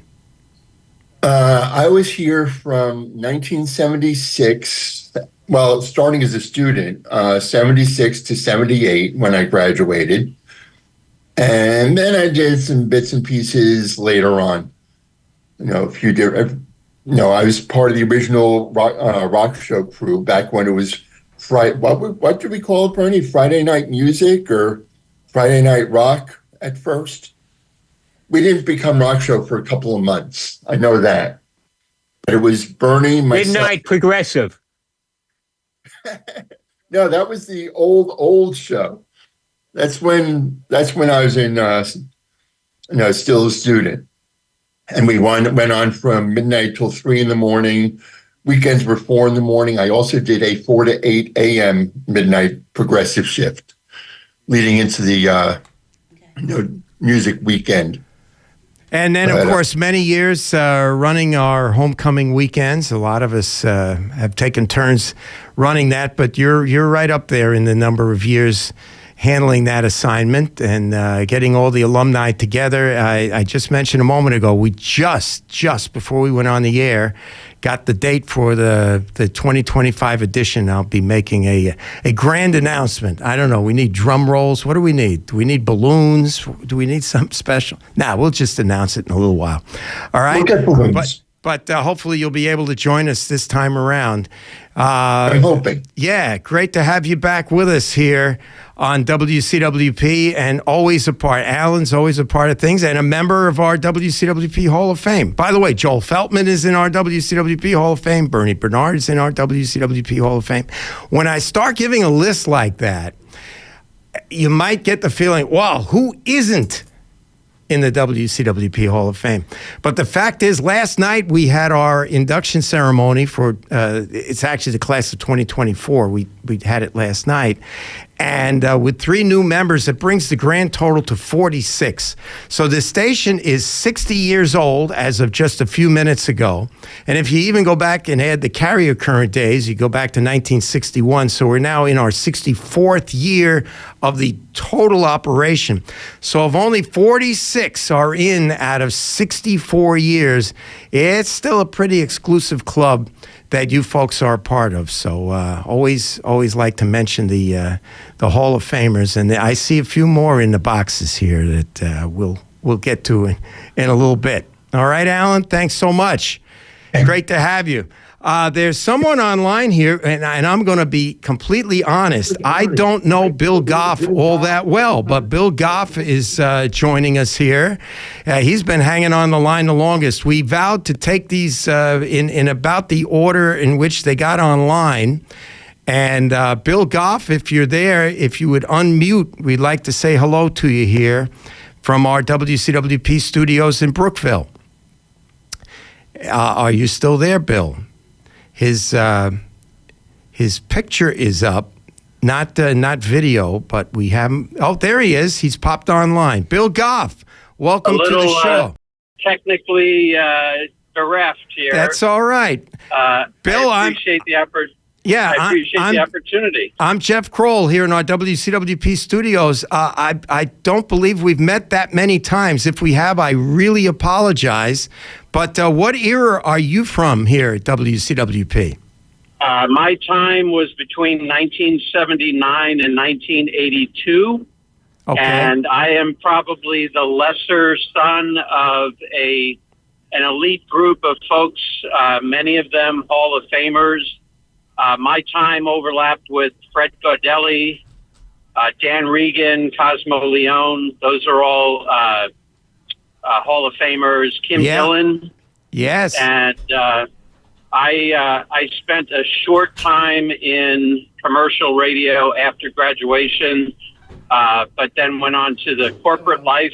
And I've reconnected just within the last couple of years with Danny and Cosmo, and I serve on the Hall of Fame committee, so I was very privileged to be a part of the folks that were inducted yesterday. And, yes, just to make it official, the 3 inductees last night, we had Jeannie Moon and Lori White, and they're from that era there in the early 80s. And then Benjamin Abrams, the gentleman who gave us the money to build this place and the equipment all the way back in 1965. We discussed a lot about Mr. Abrams during our first hour. He was inducted officially in the Hall of Fame, and his family was on hand, including 2 of his daughters, one of whom is 97 years old. The other was 77 years old. And Marjorie, the 97-year-old, got up and gave an unbelievable speech. It will be posted at some point here in the coming days. I urge anyone who was not in attendance last night to watch this. She gave us the life story of her dad Benjamin Abrams. And at the age of 97, it was the most powerful speech I can ever remember hearing. It was unbelievable. What a life, and a tremendous family that has donated so many times over, including just a year ago for the rebuild here of WCWP. And Bill, I actually spent the evening with Dan Reagan and Fred Gaudelli. We were sitting all together at the same table and having a wonderful time last night. So just spent the evening with those guys. Yeah, it was great to reconnect with them over the last couple of years, and it was great. I saw the post on the Facebook page last night. What are your favorite memories of actually being here? What departments did you work at? I was part of Music Weekend, and I believe I was the last coordinator of Music Weekend. Dan Cox and Mark Snyder came in and changed it over to Rock and Roll Weekend, and the rest, as they say, is history. But I enjoyed my time. Mike Maimone was on the staff, as I said, Danny and Ken Van Tassel. A lot of them went on and were very accomplished in the commercial broadcast media. As I said, I was a lesser son of those, but I cherished the time. I actually was accepted and I actually committed to Fordham University before starting WCWP. But when I made a campus visit and saw the radio station, and I knew that Fordham was a little bit more kind of a closed society, and the access to the great facility at CW Post, I changed my mind at the last minute and went, and I'd never looked back. Although I've never established myself to the extent that my peers did at WCWP in the commercial broadcast media, I used every bit of my training and education at Post and at WCWP in my corporate life. And I've been very, very grateful, and certainly very grateful to all of you that were forerunners to my generation, and very pleased to have reconnected. You know, Bill, you're one of several that have said that today, that you didn't really go through into broadcasting, but what this station did to give you that self-esteem to go out into the corporate world. So this station can help you in so many ways. You don't have to go out and have a career in broadcasting from this place, but it's always been a very special place. Thank you so much for persevering and staying online. The folks that are on Zoom are waiting their turn very patiently, and you are certainly one of them. Bill Goff, thank you for joining us here this afternoon on our anniversary show. Next up, great, now thank you. This guy goes back to when I first started at WCWP. Art Buckner is joining us, and Art's been hanging on a long time as well. He knows a lot of the people that are on the screens. I'm looking at faces right now that definitely remember Art Buckner. So Art, if you would unmute, and we'd love to say hello to you here during our anniversary show. Again, we're here in our WCWP studios in Brookville, New York. This is 88.1 FM, WCWP. We're also online at WCWP.org, celebrating the 60th anniversary of this station signing on the air back on March 16th of 1965. There's Art Buckner. Welcome, Art. Hey, John. Nice to see you. And nice to see Bruce and John Commins. We were the group of 1971, 72, and did music weekends. Yeah, I'll tell you, Bruce and John are online. Go ahead, guys, unmute for a second and at least say hi to your old buddy Art. We'll talk more to you guys a little later, but say hi to Art. Hello, hey, Art. Bruce, how you doing? How you doing, Bruce? Just great. That's good. Great to hear your voice. Oh, it's great to hear you. And John. Yes, sir. How are you doing? I'm here. You're the bionic man. I remember that. That's right. I've got more metal in my body than.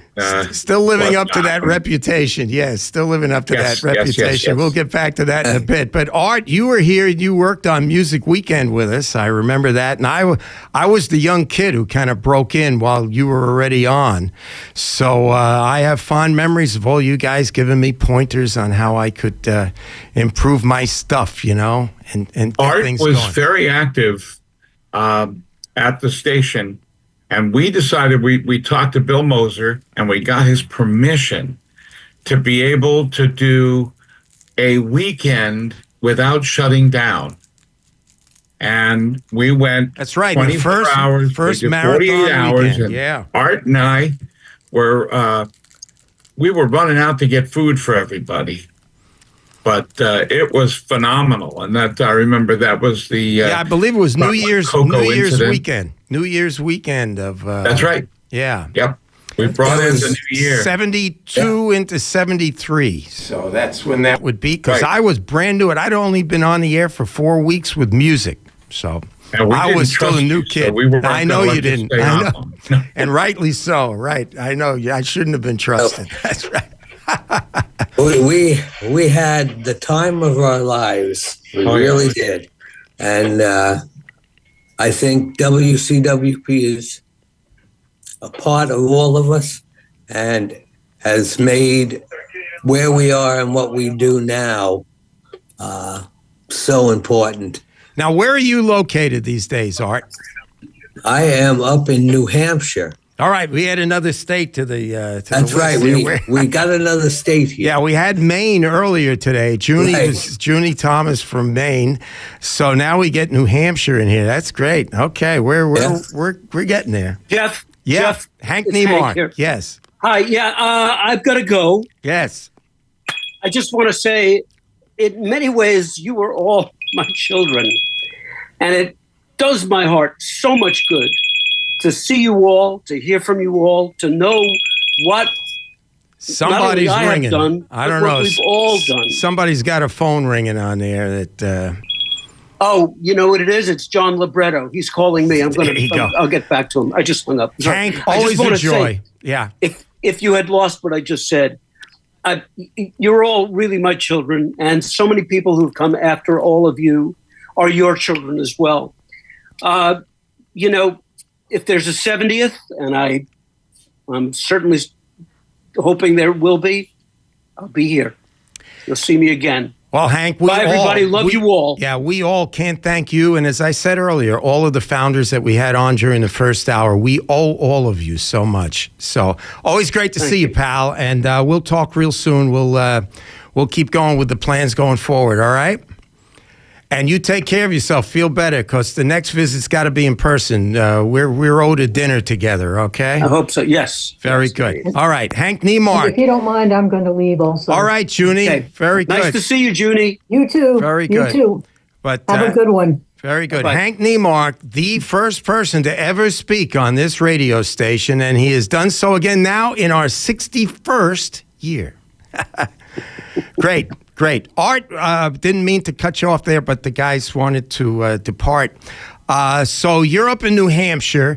Now, after you left us here at WCWP, did you follow through on radio at all? Did you do some communications work? Not communications, but something with radio. I owned a Radio Shack. Oh, really? Yeah. All right. I did that. Let me ask you this. Have you ever sold at your store an Emerson radio? Did you ever sell anything in the Emerson radio?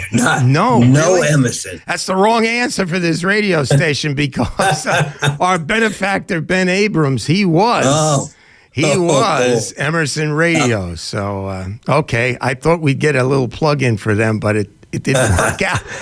You can see this show's not rehearsed, folks. You can see it's all... We're flying by the seat of our pants. Right. But Art, thanks so much for checking in, joining in today. Always a pleasure. Those were great times. And oh my goodness, like 50 years ago. My goodness gracious. Over 50. The station may be 60 years old, and it may be 50 years back, but we're still young at heart. Yes, indeed. Yes, indeed. Art Buckner joining us here on our anniversary show. Next up, we're bringing in somebody from our studio, and also somebody who knows everybody whose picture is up here on the screen. Our buddy Bobby G is here. How are you, pal? I'm good. How are you? I think we're doing well. We've survived an hour and a half. I think we're doing okay. I got to compliment you on all the work you've done this weekend, and quite a fantastic dinner and Hall of Fame last night. Absolutely outstanding. That was just an incredibly memorable evening, and as I said a little while ago, when the videos of that and the audio of that comes up, I hope everyone who was not there last night takes part and listens and watches. It was an unbelievable evening. Very, very powerful. I am so glad I was there. As you know, I had tickets to a concert that I gave to my son-in-law, and I had a chance to go to the St. John's game, which I also turned down. So it was high on my priority list to be there last night. Very good. That was great. All right. Now, Bobby, you go back where? You go back to I started to the 60s. I came to the school in 1966. I graduated from Hicksville High School. My famous classmate, as you know, was Billy Joel. Yes. And I did the AM station for a while, and then moved over to FM as people graduated. You had to wait for the slots to open up. And I was here with that time that Bernie was talking about with Steve Post and the station being taken off the air for a while. But it led to me get into a job at WLIO. I worked with one of the people that had done a show here at WCWP, kind of a forerunner of Howard Stern. His name was Mel Rosen. It was a wacky show, and I produced a show at LAR and did some weekend work over there. And I did that for about 3 years, and then I became a full-time math teacher for many, many years.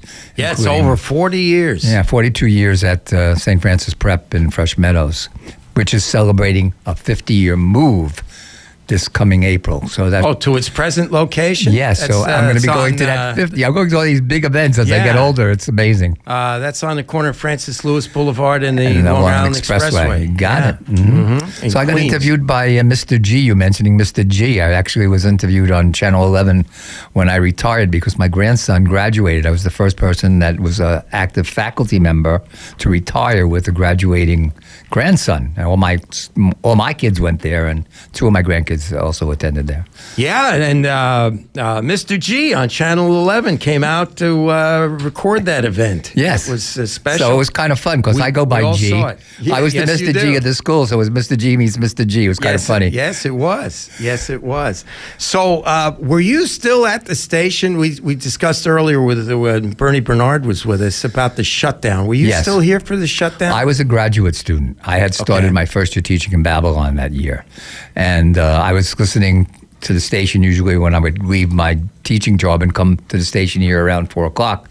And I happened to notice the station wasn't on the air, so I knew something was wrong. And the program that in question was called the National Religion Test. It was kind of a satire on a CBS 60-minute program called the National Driving Test. And the administration didn't care for it too much. It's kind of mild compared to what's on the air nowadays, but they decided it wasn't appropriate, and they pulled the plug. And Bill Moser eventually got the station back on the air. There was a big sit-in here for many months. Right. I sat in with people that were, I would say, not my crew, but basically to keep things under control and safety-wise, to try to keep everything running smoothly, trying to be as diplomatic as possible with two groups of people that were on diametric opposite sides of the political spectrum. So I was kind of here to keep the peace, and I stayed here until the college eventually locked the doors, and that was a good 6 or 7 weeks, I believe. It was a very tense time. It certainly sounds it. I was not here yet, and I walked in the fall of 1971 having no clue that any of this had happened, except this was a place that was really hurting for people. It needed people. The startup was difficult. Yeah. But by then I had got a professional job at LIR, so I said my goodbyes at the time, but I left under good graces, at least. I wasn't part of the problem. And the thing back then was either you're part of the solution or part of the problem. So I wanted to be part of the solution rather than a problem. And you're back and still connected with the station, aren't you? Yeah, I came back after WLIU got sold out in Southampton. Bernie Bernard contacted me and said that Dan Cox wanted to start some new programming, original programming, because we lost the stuff that was being simulcast on WLIU. So we started out with the rock format, and eventually we named it The Rock Show. And I've been here now 16 years doing it, and you joined us a couple of years after the fact. Ellen Seltzer was one of the early ones with Mike Riccio and Bernie Bernard. And, we get to play some interesting tunes and do specialty programs and artist profiles. And you do a nice program for us, and it's a fun thing to do. It's a lot of fun. It's the perfect thing if you just want to have fun, because we're on whenever we want. You can be on as much as you want to be on or as little as you want to be on, and you get to play what you want to play within the FCC guidelines. Of course. And stick in a few promos and such, and there's it's a great time. There's a show, that's a show, as they say. That's right. But always great to have you here. I'm very glad that you came in. You've been hanging around all weekend. You were I live close by. I live in Bayside, so I'm not going to add to your list of states where people came from. So too bad. You have to start on the boroughs. Or Queens, something. baby. Queens, baby. Hey, I'm a Flushing kid, so but I want to thank you. Soft spot for Queens for doing all the work behind the mic for Friday night and today. This is not something that we demand from anybody, and you're very gracious with your time, so I want to just publicly thank you for that. Our station manager, Dan Cox, I came up with a list of 6 people that I thought could handle this show, and I won't mention any of the names, and one by one he said, no, you do it. This is what you do, he said to me. So that's why we're here today. Okay. All right. So be it. All right. It's all right. We'll get through Carry it. Bobby on. G joining us here. Now, the next person who's going to join us, this is probably going to be a surprise to a lot of the people I see pictured online. I think you're going to be very surprised that this person is joining us. Ken Franklin is online and is joining us here at WCWP. Ken, it's Jeff Kroll. It has been far too long since we've spoken. Welcome back. Yes, thank you, Mr. Met, and thank you, Pat, as well, for helping to put this together. And hi, Bernie and Bruce and Alan, I see. I saw the shocked faces as I gave the name. Yeah, very surprised. We haven't heard from you. We see all your stuff online all the time, but we haven't seen you in a while around here. Well, I'm going to be resurfacing in the near future. I've been working for many years putting this online production together. And that's why you see that screen, Star Tracer, because Star Tracer began on WCWP back in May of 1974 when I was interviewing Fleetwood Mac and all those other good groups. And so Star Tracer will be coming back online as an online production. So where are you living these days? Where can we find you? Area code 212. Zip code 10010. That's no fun. You're not adding to our list of states. But no, just kidding. New York City. Okay. Well, when Bill Moser threw me off the air in what was it, December of '76, I moved down to Texas to do radio. I know you were definitely out of New York. So how long have you been back? I was only in Texas for a year, so I've been more or less in New York City the whole time. And in the early 90s, I was a part of a morning radio show called Radio Free New York. And if you ask Howard Stern about us, he would tell you that we were like his worst nightmare. All right. That's interesting. That's definitely interesting. Now, what years were you here at WCWP? You gave your exit date, but how about your entrance date? Oh, yeah, no, as I said, it was May of '74. Mike Phillips was working the board in the big room, and that's when it all began. I was doing a show called Magical Mystery Tour, based loosely on what Bernie had, Denmark Street. That's right, Denmark Street, yeah. One of my proudest moments, as just there about a week or so, they let me do the news on Denmark Street. That was a big deal. You got assigned to that newscast. That one in the Friday show, that was at Jazz Bearings with Andy Bear. If you got that show, that was really doing something, because everybody went out to the old Brookville Diner after that show at 1 o'clock in the morning, and we didn't get home for a long time every Friday night. Great stuff. Ken? And you and Bruce did a great Maximum Music show, I recall. Yeah, well, that was it was weekend that we did. Bruce, pop on for this, because we're going to talk to you next anyway. So you might as well join in. Say hi to Hey, Ken. Hey, hi there, BL. So, what a shock. I love this. I love I tell you, I was watching because of Zoom, which is how we're bringing all these folks on.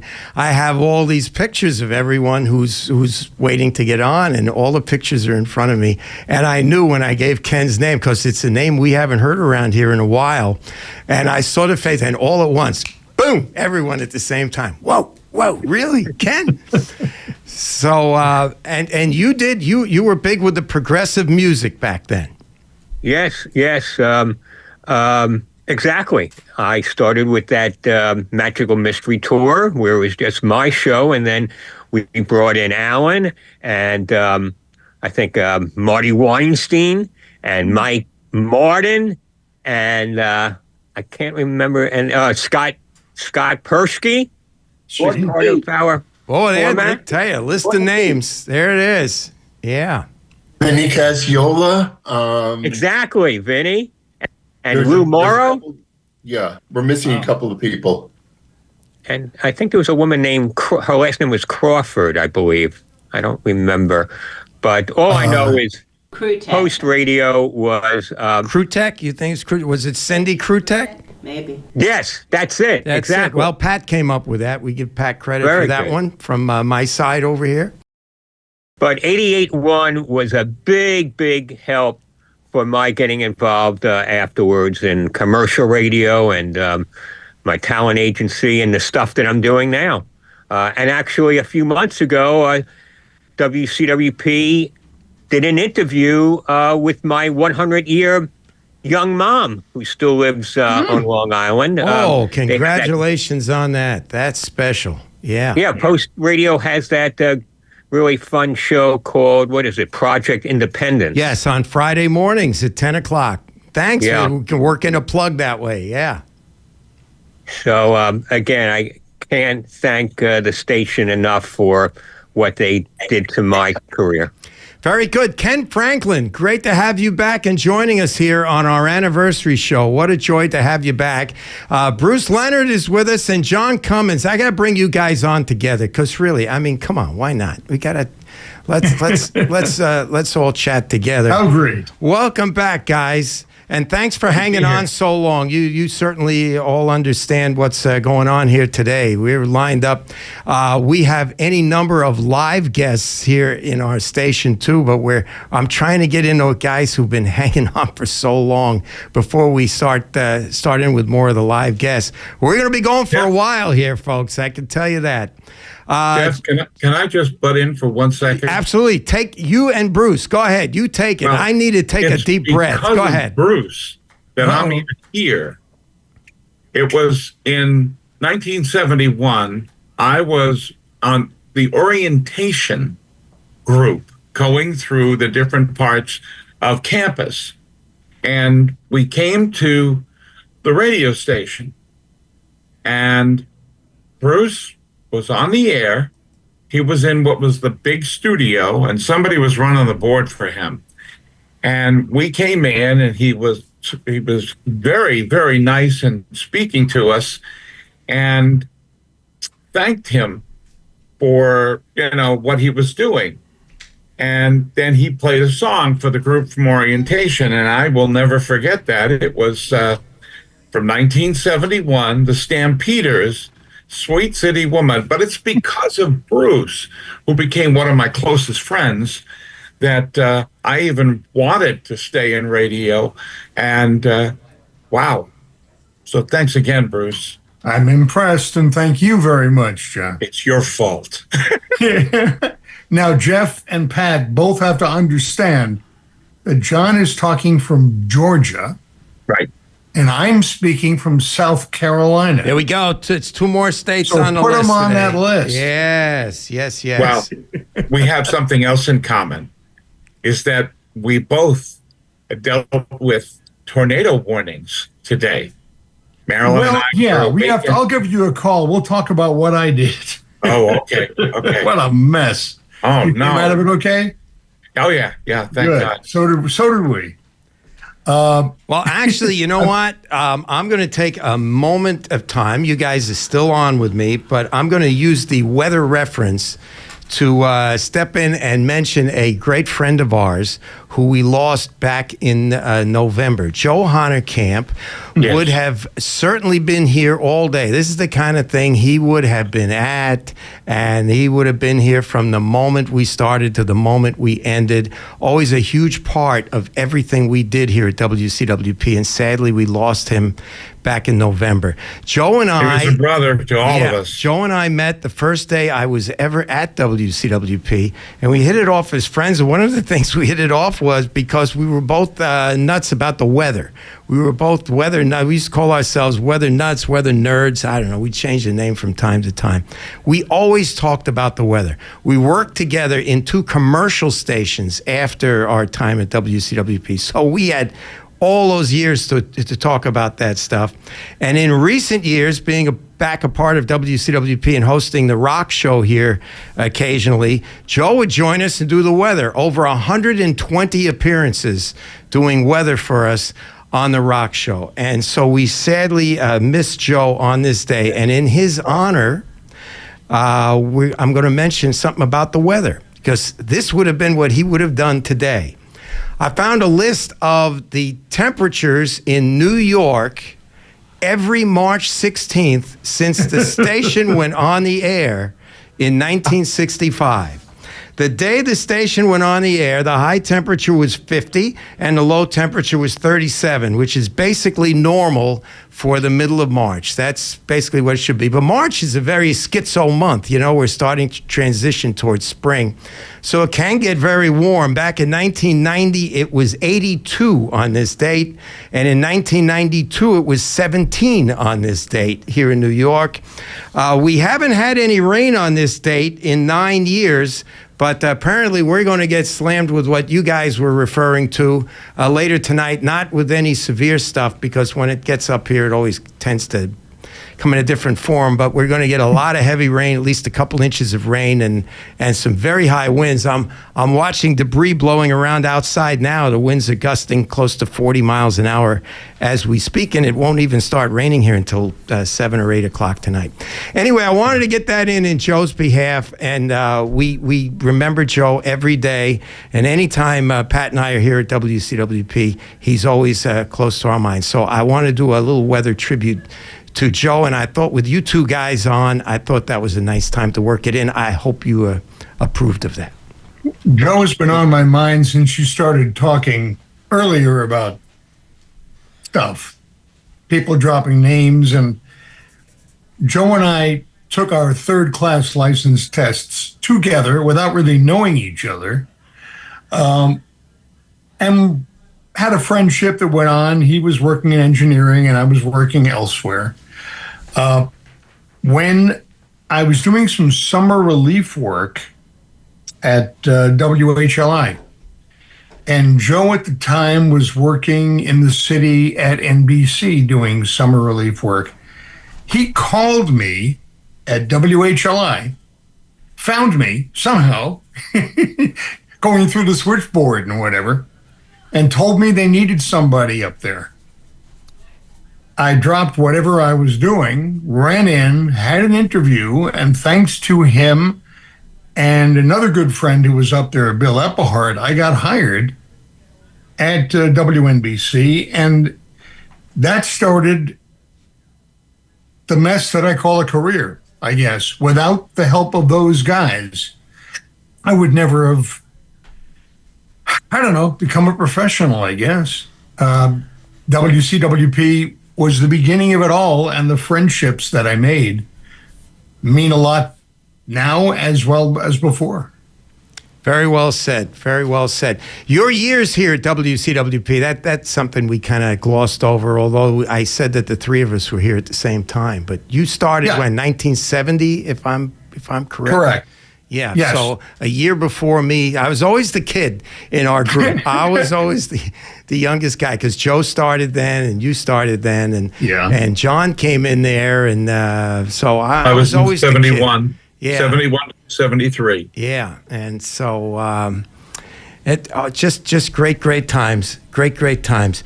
We have, go ahead. Get our guests. We have a couple of guests that are going to be joining us here in the studio here in just a moment. Pat's going out to get them. It's a funny setup today. I don't know if either of you were involved. Bruce, were you here 10 years ago for our 50th? I know Bernie was here that day. I had just moved to South Carolina. Oh, okay. We held it in Studio One, which is the studio up by the front window up there. And the studio was so crowded with people, I think we broke all the fire laws that day. It was unbelievable. Yeah, Alan, you were there. Alan Seltzer still was. You were there. Yeah, it was a great day. Yeah, now today we're in Studio 3, but because all of you are on Zoom, the speakers are cut here in the studio. So the only way the folks that are here can hear it, they have to be out in the hallway. So I don't have a big crowd in the studio like we had 10 years ago. We have a big crowd, but they're all out in the lobby area listening, on a radio. So a slight different touch over these 10 years, but this Zoom is amazing that we can get everybody on. 10 years ago, all we could do is get a handful of people on by phone, one at a time, which was a torturous way to get things done. So this has been great. John went on to a wonderful radio career, and then you took a 180-degree turn, didn't you? Sort of, yeah. Well, I in between, I was with AT&T Universal Card, and I was, Bill Mosley used to love to tease me about this. I was the voice of AT&T. That's right. If you called up MasterCard, if you had that type of card, you called MasterCard. John was the one who told you, hit 1 for this, hit 2 for that. I said, welcome to AT&T Universal Card. Please touch tone or speak your 16-digit account number now. Then I'd give everybody the bad news, and then get us to the switch of careers because we're going to have to keep moving along here. But give us the big switch. 1999. We went on a trip to Israel, and it was during that trip that I received not only a healing in the Jordan River, but 2 days later was called to the ministry, and so I went to seminary in Pittsburgh, where I got my Master's of Divinity degree, and I was ordained a priest in 2005, and I still am. What an amazing life. Just an amazing life. Jon Commins joining us. And Bruce, after WCWP, you went on to, you mentioned your so-called career. The great radio career, and thanks to NBC's incredibly strange judgment, they got rid of radio, and you were forced to go into television. And what a career you had there! And the number of people I worked in television, not in radio, but in television with Hank Neimark and John LiBretto. That's right. I didn't know at the time that they were posties, but it was great. We found out, and the stories were just wonderful. Great people, and I had a lot of fun. I'm looking back now because I'm an old man and I'm retired. So what can you do? Well, I hope all's well after those storms down there in both Georgia and South Carolina. Our son's down in Atlanta. He told me that they did all right. They just had a lot of noise overnight, but nothing serious. So thanks, Bruce Leonard and Jon Commins joining us here on our anniversary show. Ted David has popped back on. I just want to point out one thing vis-a-vis Bruce Leonard. Jane and I on several occasions would stop by 30 Rock, and we would find Bruce he was like a mad scientist in his laboratory, which was a very, very narrow audio control room. And if I remember correctly, you were working on the Letterman show, among other things. And every time Dave flipped the card back, you hit the button for the shattered glass, among other right, things. Yes. So that was my sound effects. Everybody knows what your finger did. Yeah. Well, I always thought that was the perfect job for a former radio guy. Yes, he was in television, but he was working at a board. There was like a radio type of board, and it did more like radio than most could do if they're officially in TV. I don't know if you follow what I just said, but that was sort of like a radio job. Mm-hmm. Yeah, Definitely. That was great. All right, guys, thanks so much. And we're coming up on 5 o'clock. You know what you have to do here on the radio when you get to the top of the hour? You got to do, what happened to my new Zeta? Where is Zeta? Come on, Zeta. There's Zeta. That's our new software package. And we're supposed to do stuff like this. WCWP, Brookville. Celebrating 60 years. 88.1 FM and WCWP Brookville. That one came from online. I know that. I know where that voice came from. We thank our production guy, Chris Maffei, for our 60s package of liners and stuff. We're going to bring in a couple of live guests now.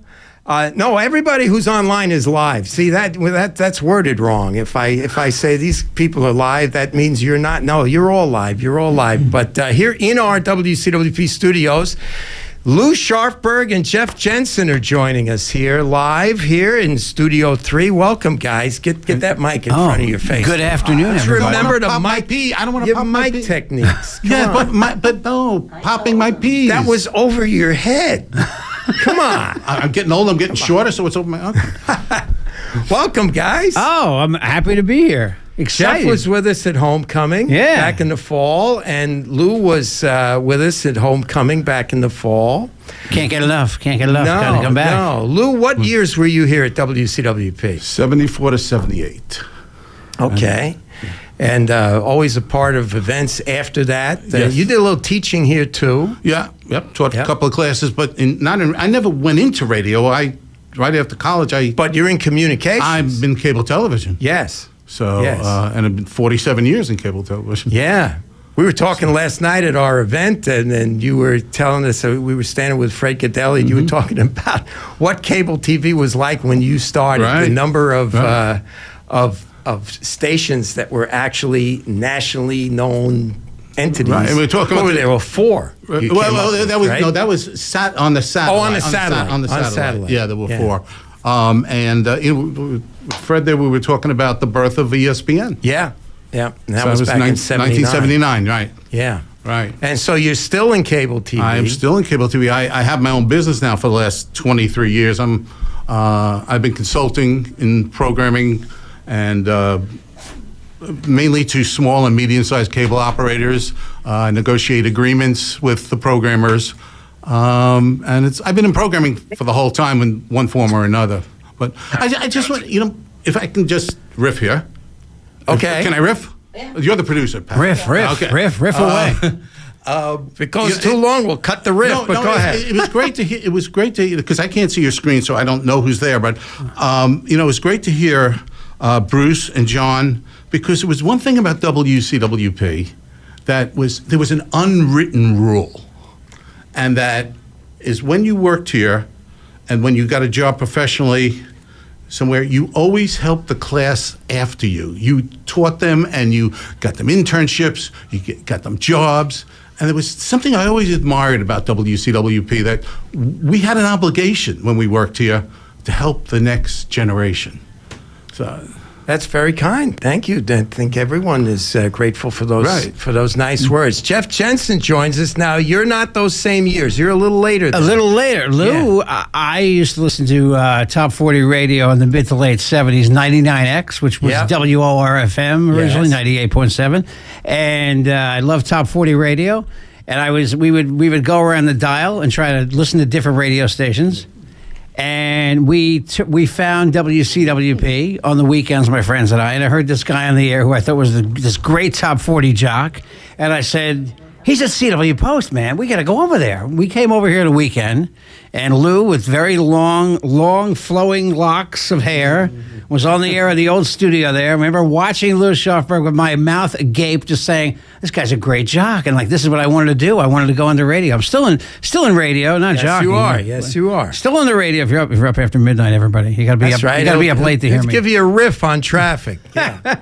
Exactly. You got to tune in late to 1010 Wins on 92.3 FM. There you go. The Odyssey app. It's still around, by the way. So just like cable TV, Lou, it's still around. The Odyssey's still around, and cable TV is still around. But yeah, I always come back, even though I was sort of thrown out unceremoniously at one point. But I've calmed down now, so life's good. And I'm happy to be excited to come back here to say hello to everybody. That's great. Yeah. That's great. Yeah. I'm always happy that we can work you in there on homecoming weekend with your nutty schedule. But usually we find a way. Yeah, exactly. Midnight to 5. You got to be up late to hear my traffic reports. Yeah. So your years here were 80. I was at the SUNY New Paltz first for a couple of years, and they got sick of me there and kicked me out, and I came down here. I was here 81 to 83, pretty much. Yeah. I graduated mid-year. And so you got on here, you wanted to do music shows and stuff. Yeah. I did Rock and Roll Weekend with Mark and Dan. Yeah.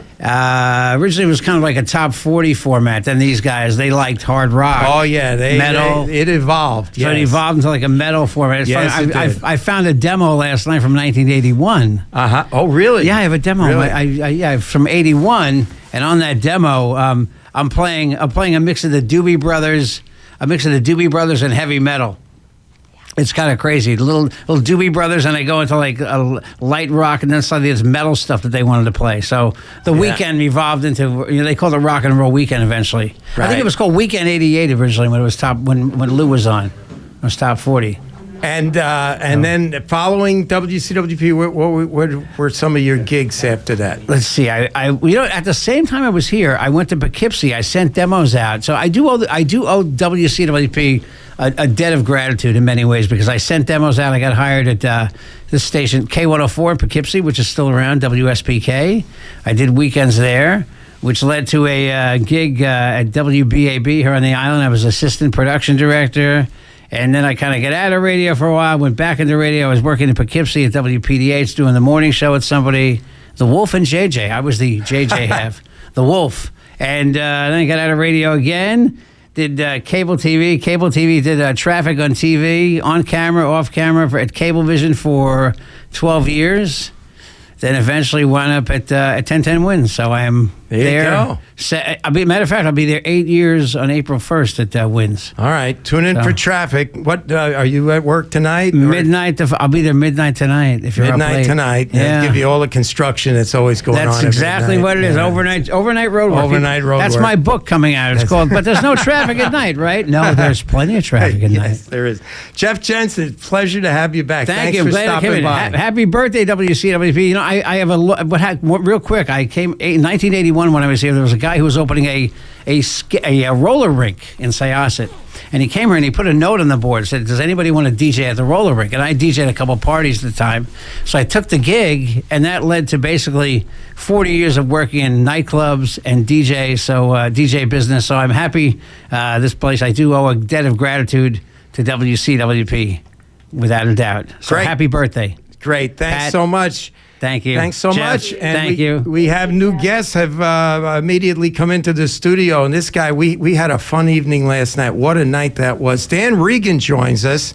And before we talk about your history here at WCWP, just a brief word, because today's all about the anniversary. But last night was mostly about the WCWP Hall of Fame.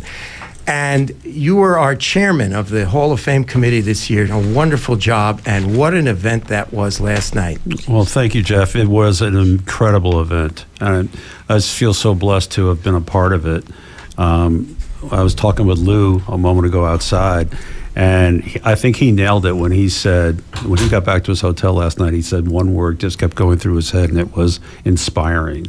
Absolutely. You can't come away from hearing Marjorie Abrams speak like that. Right. At her advanced age, by the way. Yes. And her talking about her dad was not only just a history of radio and electronics and stuff, but it was American history laid out with all that he had, all the involvement he had in different areas in his life. It's an incredible life, and they're a wonderful family. They've certainly been generous to us here at WCWP.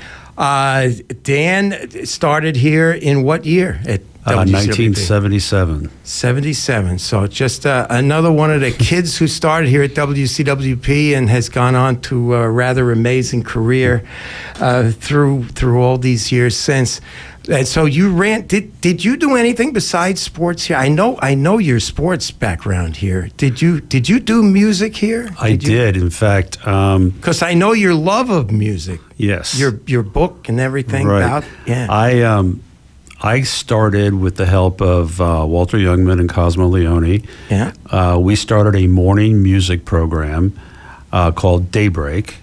And as you well know, that there were several demos that had to be made to get through Mr. Moser. Yeah. And it launched in my junior year, and we went on the air at 6 a.m., and Daybreak went from 6 until 10 a.m. And it was more... That's a lot of hours to fill. It was more like a soft rock. Mm-hmm. They didn't want to call it mellow then, but... yeah, it was a lot of fun. And then your sports history here, really turning around the sports department. I'll just tell you very quickly, I was a sports director here. And the guy before me, Phil Leibowitz, I took over from him. There was nobody else. It was just Phil, and I came in. And then it was just me. And then Neil Marks came in, and it was just Neil. And we're flying by the seat of our pants every year. And suddenly you come in, and all of a sudden, things really start taking shape here. Well, thank you. I appreciate that. But Joe, I was very fortunate because my sophomore year, Joe Townley had taken the helm, and Joe decided that he was going to transfer to Maryland. And he went to Bill and recommended that I get the sports director's position. So I was able to do that for part of my sophomore year, all of my junior year, and then most of my senior year. And then I started interning at Sports Channel, where I eventually started working. And it got to be like this time of the year, like mid-March, and I had pretty much checked out, to be honest. I had started to get really entrenched in the Sports Channel internship and was doing some neat things. And so I went to Bill and I said, I think we both know that Fred Gaudelli will be the sports director next year. Why don't we let him get a head start on it right now and let him take over now instead of waiting until next semester? And so I passed the baton to Fred. And then you get started at Sports Channel and were very involved with the Mets broadcasts. I think most people still remember Sports Channel. I don't know. It's probably a whole generation now that doesn't, but because it's evolved in so many names. But right. You were the director of Mets games, or I'm sure you worked your way up. You don't walk in and become the director of Mets broadcasts, but... I started out as a production assistant, graphics, and I also worked on New York Cosmos games. They did the Cosmos back then. And they were a big, big deal then. Yeah. They really were. Was Pele still on the team? He was. Yeah. I met Pele, and he was, what a nice man. And they had the New York Arrows, and we did some college sports, St. John's and Columbia, but the focus really was the Mets and Yankees and the Islanders. Yes. And the New Jersey Nets. And my first crack at directing sports, I was directing American Movie Classics, and then they gave me a shot to direct sports. I did the New Jersey Nets, and then Bill Webb left WWOR and left to go to ABC Sports. And when he did that, then I took over in 1988 baseball season, directing the Mets, and I also was directing the Islanders. Tremendous, and that's... those were wonderful times for those games. Tremendous, tremendous career. And then, unfortunately, we lost you to Atlanta. How the heck did that happen? They TBS is a big, that's big time there. Yeah. They made me an offer I couldn't refuse. Yeah. And moved down there in 1993, and I I directed the Braves for 9 years, and 6 years I did the NBA on TNT. Wow. And then we got a hockey team. Yes. The Thrashers, may they rest in peace. And after 9 years of Sports Channel, then I went to ESPN, and I put in 18 years there. Amazing. I did some time with CBS, and I got to do some hockey with NBC. So you're still down in Atlanta. Still in Atlanta. I hope your area was spared last night, all the storms that went through there. Our son lives in Sandy Springs. I don't know how close you are to Sandy Springs. Our son lives in Sandy Springs, too. Really? Yeah. Our guy reported this morning it was very noisy, but nothing severe. They did fine. They did fine. So. We were very lucky as well. I trust me, last night at 3 a.m, I got up, I was checking our ring alarm. And I was watching looking the radars. At the backyard and to see if there were any trees down. And because it was, it didn't live up to the billing, at least in our area, thankfully. Thankfully, yeah. It's that time of year, unfortunately, that stuff starts ramping up down in the South. Just a joy to have you back here. Thank you. And you've been joined here in the studio by this other guy named Dan. Yes. 2 Dans. Stereo Dans. Two Dans, no waiting. Who doesn't give interviews. But don't disappear. Yeah, don't go because I got another angle as soon as this Dan. He's going to be short because it was like pulling teeth to get him to come in here in the first place. Our station manager, Dan Cox, congratulations, sir. Today is 60 years. It is. It's a big day, and it was more of a big weekend, you know. I have to say that this man to my right here did an outstanding job chairing the Hall of Fame committee because no offense to the other Hall of Famers who might be listening, but last night's event, and you're a Hall of Famer, was just outstanding.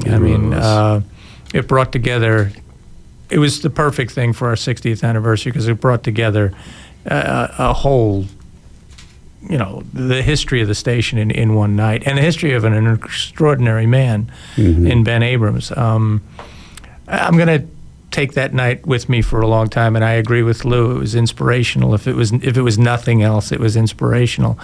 But for me, I've been affiliated with this radio station since I'm 19 years old. Wow. So that's over 40 years of doing that. And I don't want to go through my employment history, but I am so proud and so lucky to be part of an institution like this, and you can call it that if you want, that created people like Dan Reagan and Fred Gaudelli and Jeff Kroll and Pat Kroll and everyone else who's come through the building and through the events this weekend. It is an honor and a privilege to do what I do, and I'm happy to do it, and I will do it until probably, if my wife has any choice, I will be doing this until I can't do it anymore. To be honest, I did take a break for a couple of years. I think all of us look back on that time during the pandemic where there were moments where you just wanted to say, I'm done. And that's what I thought was happening to me. But then the Abrams family stepped up and decided to give me, grant me something that most people don't get. And that's a dream that I had would come true. And that's the renovation and the remodeling of this building, which I had thought about for 2 decades. And I've said to the family members, Marjorie and Cynthia, that very few men in their lifetime get to live a dream that they have, and I have been able to do that only because of them. So, and I think, again, it's been said more than once that without Ben Abrams and this building and this structure and this, it's not really a structure, it's a home, and it's a place where we made our second home, we met our loved ones, we became great friends, and one of the inductees last night, Jeannie Moon, said it best. She said, and I'm paraphrasing because I can't remember we may not have seen each other for 20, 30, 40 years, but it's like time never stopped. That's right. I saw her and wanted to give her a big hug, so I did. And it's like it never ended. It's like it's just a continuum. And I think that's what this place is about. That's, I try to explain to people, and I think the current administration here at Long Island University understands the importance of a place like this, because it supersedes its purpose. You know, we're a radio station, big deal. No, we're not. We're a place where people come together to be creative, and build lives. So just to be a part of that is a privilege and an honor. And as one of my predecessors, Bill Moser, used to say, all I'm really doing is giving young people a space to be creative and become who they're going to be. And Bill was right, and I'm glad to carry that torch as part of the traditions and the reason that we're all here. So happy anniversary to everyone, especially WCWP, and have a great rest of your show here. And I'm going to head home and hang out and listen on the air. That's good. Dan told me he was leaving at 2:00. I'm just saying, and it's 5:20. So I know people just. But Dan's always in like that here. So he's going to his other home. Yes, just very simply, thank you. Let's not get too wordy about the whole thing, but Dan, thank you. Yes. Appreciate it. Thank you. Yeah. It's not me. It's all of you. All right. Have That's a good night. Dan Cox, our station manager. Now, I just want to bring Dan Reagan back on. One of the folks that we saw last night at our wonderful event was your good buddy, Fred Gaudelli. And got to hang out with Fred for the evening, and it's always fun to catch up with Fred. Another guy who had an amazing career. Now, you mentioned that you were sports director and that you handed it off to Fred.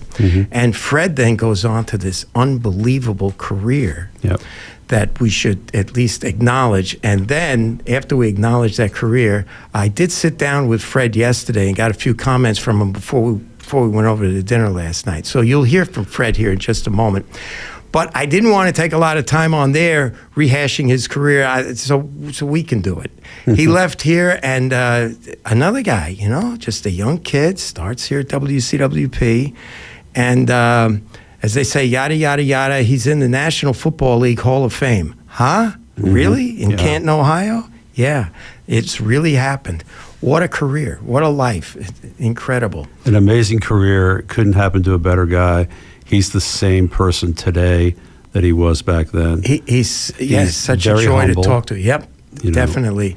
And he's done a lot for this station with internships and stuff, always caring about this station. And always, anytime you talk to him, he can never thank WCWP enough that what was instilled in his head back then, he takes to this day as the executive producer of Sunday Night Football. But what a career locally in television, and I remember Fox 5 he was involved with, and I guess MSG for a while, and but then he gets literally in the mailroom at ESPN and works his way up the line, and before you know it, he's the producer of, at that time, Monday Night Football, which was on ABC and ESPN. When he was in the mailroom, part of that job involved, hey, go to the airport and pick up Dick Vitale. He's go told to me the airport. yes.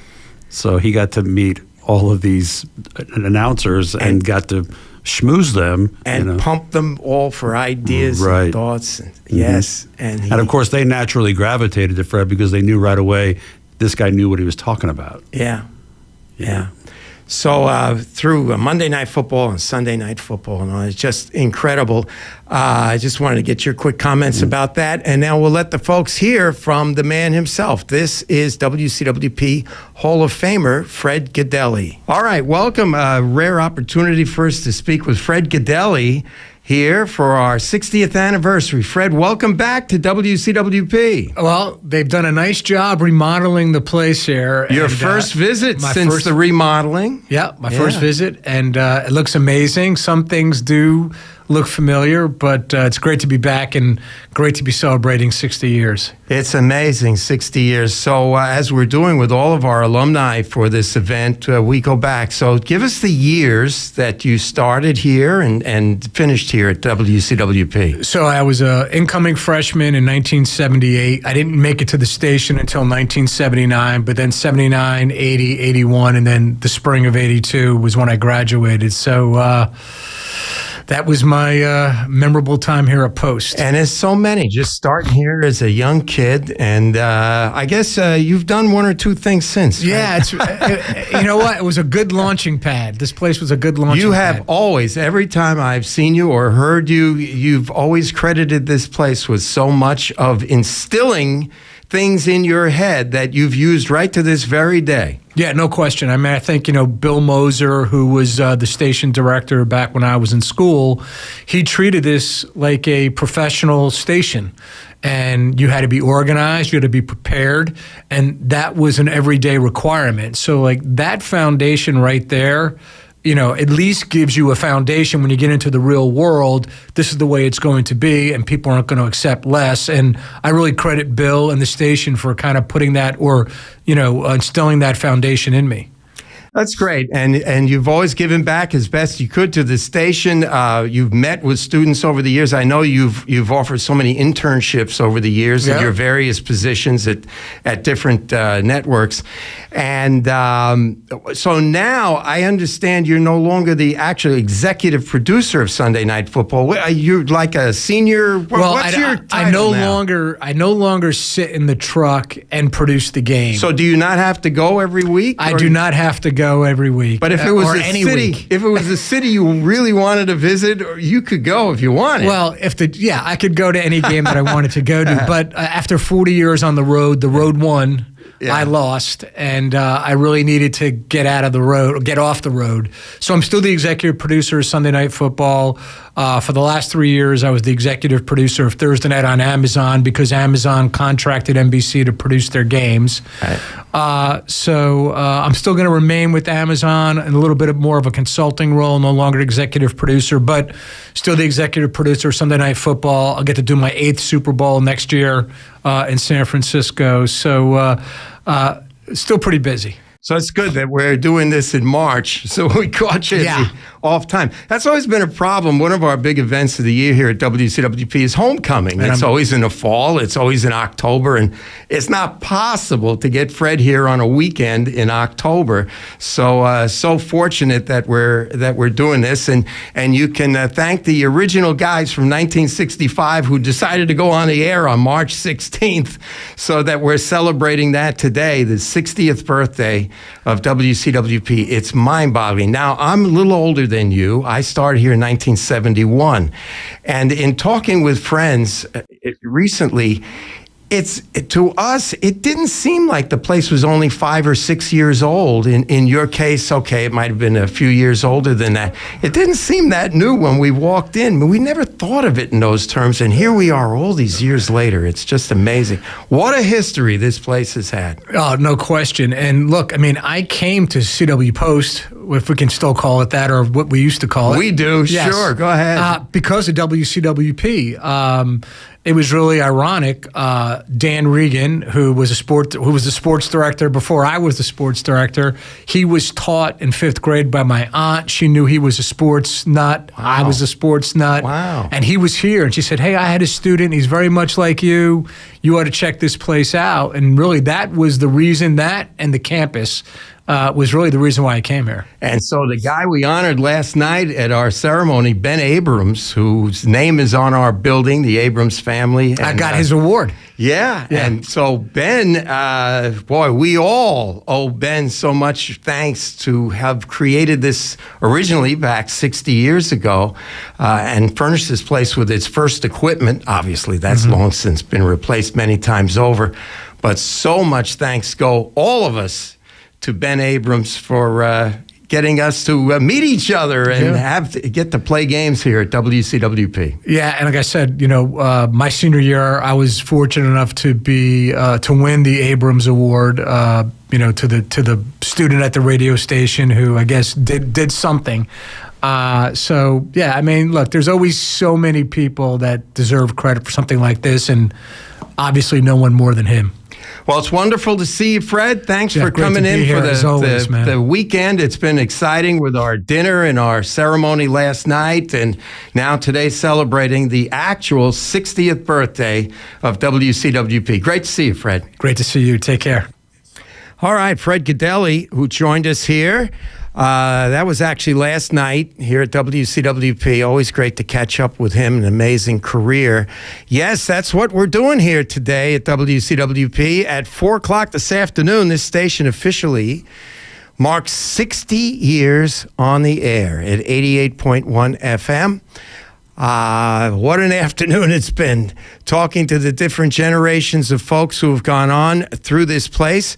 And we're going to bring another one in online right now. Our friend Adam Smook joins us here this afternoon on WCWP. Welcome, sir. Good to catch up with you.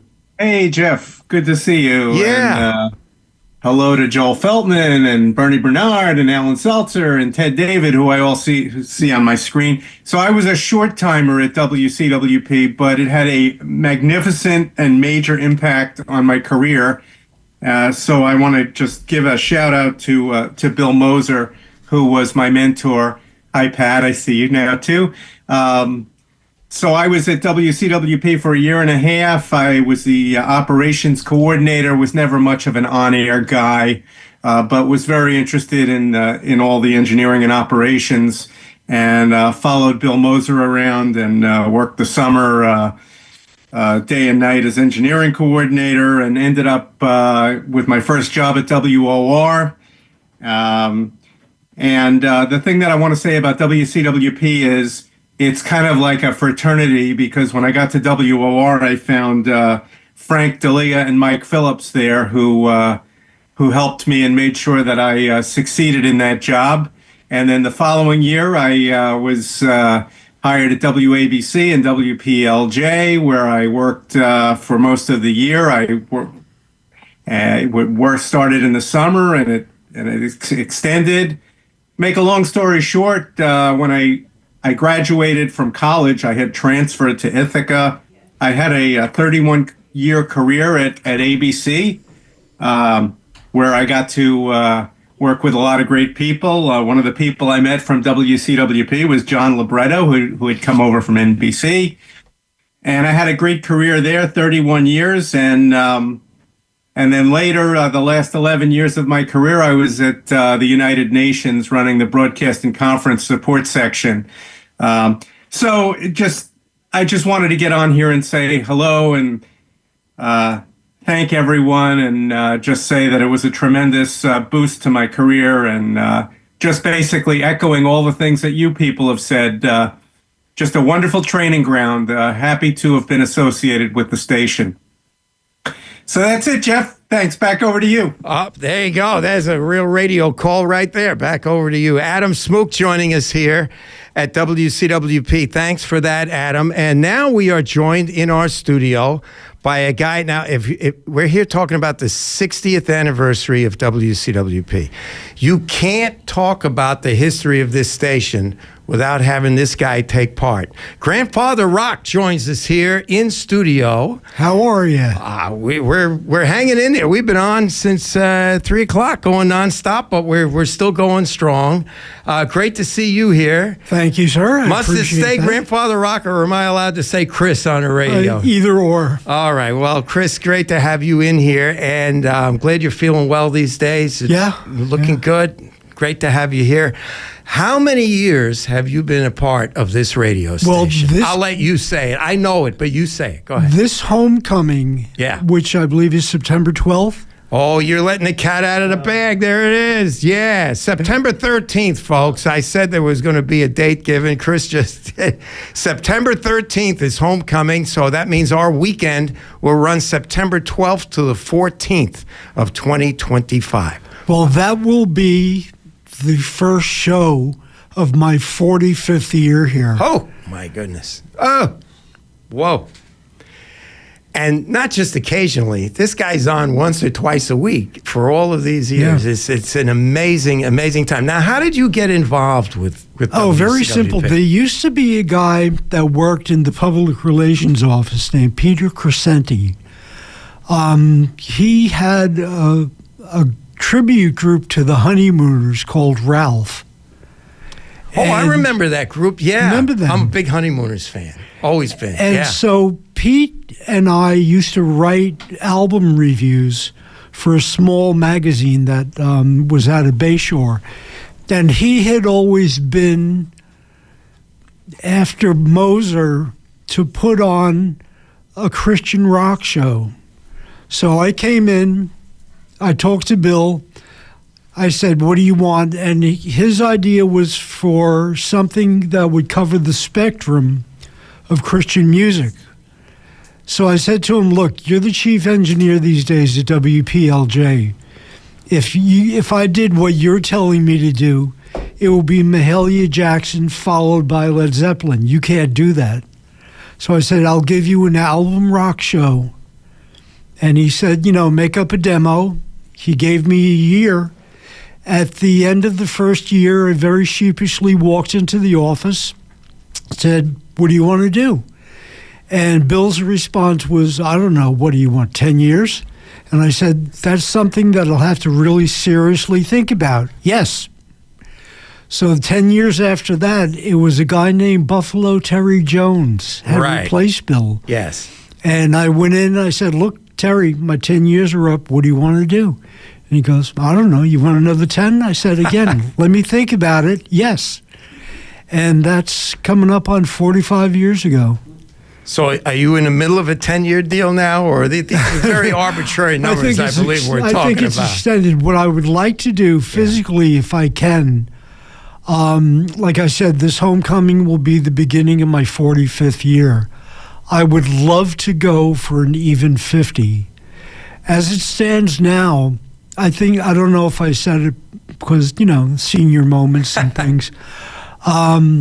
Ron Alexenberg, who has some connection with the Rock and Roll Hall of Fame, told me that as it stands right now, that I'm doing the world's oldest rock radio show, which is cool.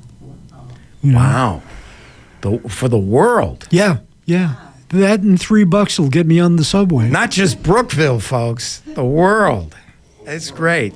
And Chris will be with you as soon as we wrap up shop here at 6 o'clock. Chris will be on here at WCWP with his regular gig. We're actually eating into an hour of your regular show, but we appreciate the time. But it's a pretty special occasion 60 here. years. That's amazing. 60 years. Unbelievable. And if Chris is 44 years, so it was really pretty young back then. Yeah. This Palm Sunday will be the 58th anniversary of me doing my very first radio show. 58 years. Yeah. Oh, my goodness. That's an incredible life. Incredible life. Grandfather Rock. So stay with us, because once we're done here at 6 this evening here on WCWP, you'll hear Grandfather Rock on the radio. Great. Thanks for a couple minutes. Best rock and roll on the air. That's what he tells us every time. It's Chris MacIntosh here, and we'll see you at 6 o'clock. Thank you, sir. Thanks for the few minutes.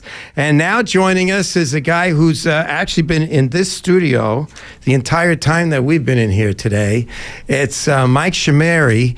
Mike's always in this studio for these events. Welcome, Mike. Hi again, Jeff. Yeah, Mike was here Friday night. Mike was at the event last night. I've been here since the start of Mike's the show. Here today. Mike just takes videos and pictures of all of our special events at WCWP. Yes. And you do know how much it's appreciated. Yes. I'll admit I was getting a little restless with all the Zoom guests, but wow, what a... Hey, the place is popular. Yes. What can I tell you?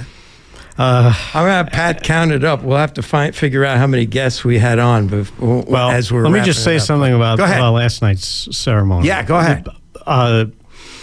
Marjorie Hyman's speech on behalf of her father, Benjamin Abrams, was one of the most awe-inspiring speeches, presentations I've ever seen, and I had to talk to her afterward, and I shook her hand, I held her hand as we were complimenting each other basically for my Hall of Fame contribution, for hers, and I nearly cried. It was a very emotional night. Don't feel off about that. I think all of us were so touched by her speech. This woman's 97 years old and got up there and told the life story of her dad, who was a very, very special man, Benjamin Abrams, who I've said a number of times today, but for anyone who's tuned in along the way, he's the guy who put up the bucks that put this place on the air and helped find the equipment to put WCWP, build the building, and get us on the air. And Marjorie is the reason that we finally got renovated. Right. That's his daughter, Marjorie.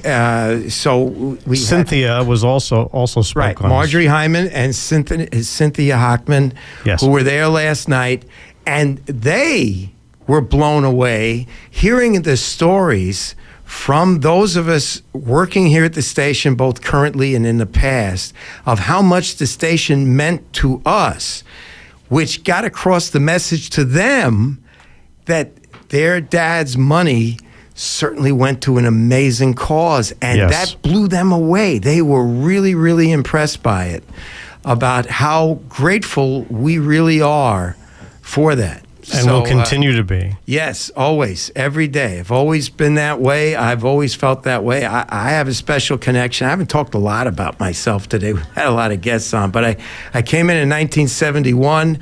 I got a fast start here because the station was very, very short-handed at that time. It was so short-handed that I did How short-handed was it? I did 2 newscasts the first day I was here. I read copy. They said, that's good. Want to do a 1-minute newscast? Sure. I did that. Oh, that's good. Can you stick around to a 5-minute newscast? Sure. By Saturday, I was doing pregame, halftime, and postgame news, 10 minutes each time, and I was there. I used to say they took kids in those days and threw us in the deep end of the pool and just to see who would swim. Trial by fire. Yeah, and so I got a fast start here. But then I eventually meet my wife here. I meet Pat. My lifelong friends are from this place. And I had a wonderful career out of here, which I chose to end after 10 years. But I had a great career. So this place is very special to me, and I'll never forget it. Well, thank you to you and Pat for your contributions. Yeah, your contributions are just so special to all of us, Mike. Yes, I have a lot of work to do this week. Yeah, but you just post-production, go ahead, you do what you always do because it's great. Comes out just great. All right? Thank you, Jeff. Thanks. Mike Chimeri here at WCWP. Now joining us is I said early in the show, a long time ago, I said we were going to have the different generations represented, and we're getting to it. You know, better late than never. Before we go off at 6, we have Andrew Scarpaci is here, and we also have Vincent Randazzo is here. Yes, hello. And Vincent is currently on the air hosting. Now, you just graduated when, Vincent? I graduated last year, so I'm the most recent crop of alum. Right. So when you say last year, 23. 24. 24. Yeah. So the spring of 24. Mm-hmm. So you're just out almost a full year now as the spring semester moves along here. Yeah. So you just graduated in 24. And Andrew, you graduated, you're 23. Yeah, 23. 23. I knew somebody here was 23. I knew I had that part right. And you're both at different paths here at the station. Andrew was at sports, really, right? Yeah, so this was really my first home even when I first got to college because I interned in the sports department when I was a senior in high school. Oh, really? I didn't even know that part. What high school? Hicksville High School. Oh, Hicksville, okay. Hey, our Bobby G is a Hicksville graduate. I know he just left, but Bobby went to Hicksville High School. I heard a couple other names last night mentioned from Hicksville also. Yep. Okay. So you interned here as a... Yeah, so it was the summer before going into my senior year. The university had like a week-long program where prospective students were able to go. It was a free week-long program. We got to dorm and take a class. So I did a journalism one because I started writing for my high school newspaper the year before.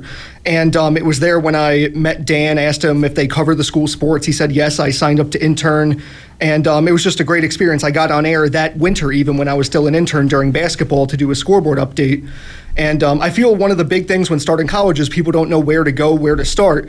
But from the day one when I got here, I knew this was where I wanted to be and make a name for myself to be able to spend my time at LIU at the radio station. Very well said. Very well said. And you have gone on. You're working in the media. I know at the moment it's just part-time, but those things don't last that way. You know, you get your foot in the door and you never know. You're working these days in media. Yeah, I started part-time at WFAN when I was still a senior here. It was right after football season when I started as a tape op, and then when I graduated, I got moved up to a producer. So running the live shows mostly on Infinity Sports Network, which is their WFAN's national affiliate for Odyssey. Right. Right. Well, I've had the pleasure of working with you and others like you in the sports department. I kind of come in and try to help out, try to give you some guidelines as you were breaking in. I don't need to worry about you once you're a senior.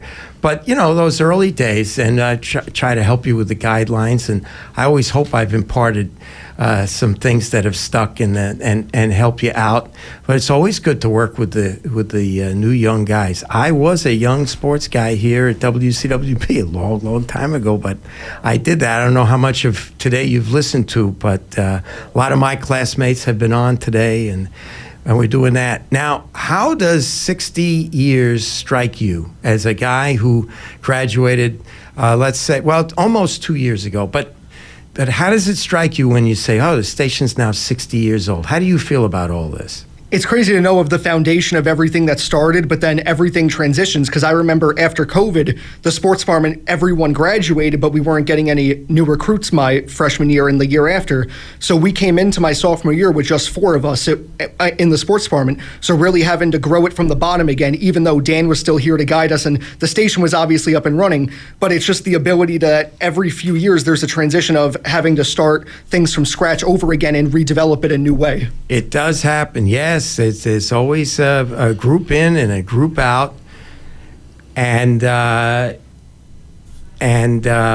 always good to have you around here, and nice to help you. You helped us out back at homecoming, and you're an alum now. You know, you be part of our homecoming weekends. That's good stuff. And as we just mentioned a few minutes ago, September 13th is homecoming this year. For some reason, very early again. We don't make those decisions. Don't I'll be ready. It wouldn't be me. It wouldn't be me. But thanks for coming in here for a couple of minutes, and now we'll talk to Vincent. Now I see you, Vincent. When Pat and I host some music shows, you're still hosting here on WCWP after your graduation. You do a weekly music show. Yeah, I run the alternative jukebox Thursdays 9 to 11, but it's essentially a carryover from my time on the web station.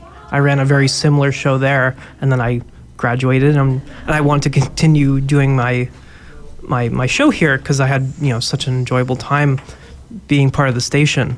Now, what I want to ask you, Vincent, is this, and I never get to ask you this on Thursdays because there's always this shuffle. Pat and I get ready to leave. You're trying to get on. It's always the thing. What an interesting time. Did you come in after COVID, or were you still affected by COVID when you started here? Yeah, COVID happened my senior year of high school. Okay. And then I came in freshman year, and it was still COVID. Yeah. Post let us come onto campus, so I was here on campus. And that's how I kind of saw the radio station, because I was looking at the school newspaper, and they had the ad for the radio station, the newspaper. And I was vaguely interested in it, but it was COVID, so I didn't know if it was open, if it was happening. So I waited until my sophomore year, and then I joined my sophomore year, and like Scarpaci said, the station was kind of dead at that point. A lot of the people who had carried it previously had just graduated out. So that year, luckily, a whole bunch of us joined the station that year, and that group of, I think we graduated as a group of like 12 or 13, were able to carry the station, rebuild it from there. Well, I mentioned early in the show, and I was talking to some of our alums, specifically Bernie Bernard, a couple of hours ago, that this station, we started 60 years ago today. We're celebrating that. It's great. But it hasn't been a straight ride forward. There have been bumps in the road. There was one back there around 69 and 70, which we discussed earlier, a shutdown of the station. And COVID certainly qualifies as a major bump in the road because you're off the air for many months. And as you say, you start here, you can't even get into the station because of the restrictions here on campus. So, and then it becomes a skeletal staff again. You're building, as you just said, from the bottom up. You're regenerating the thing.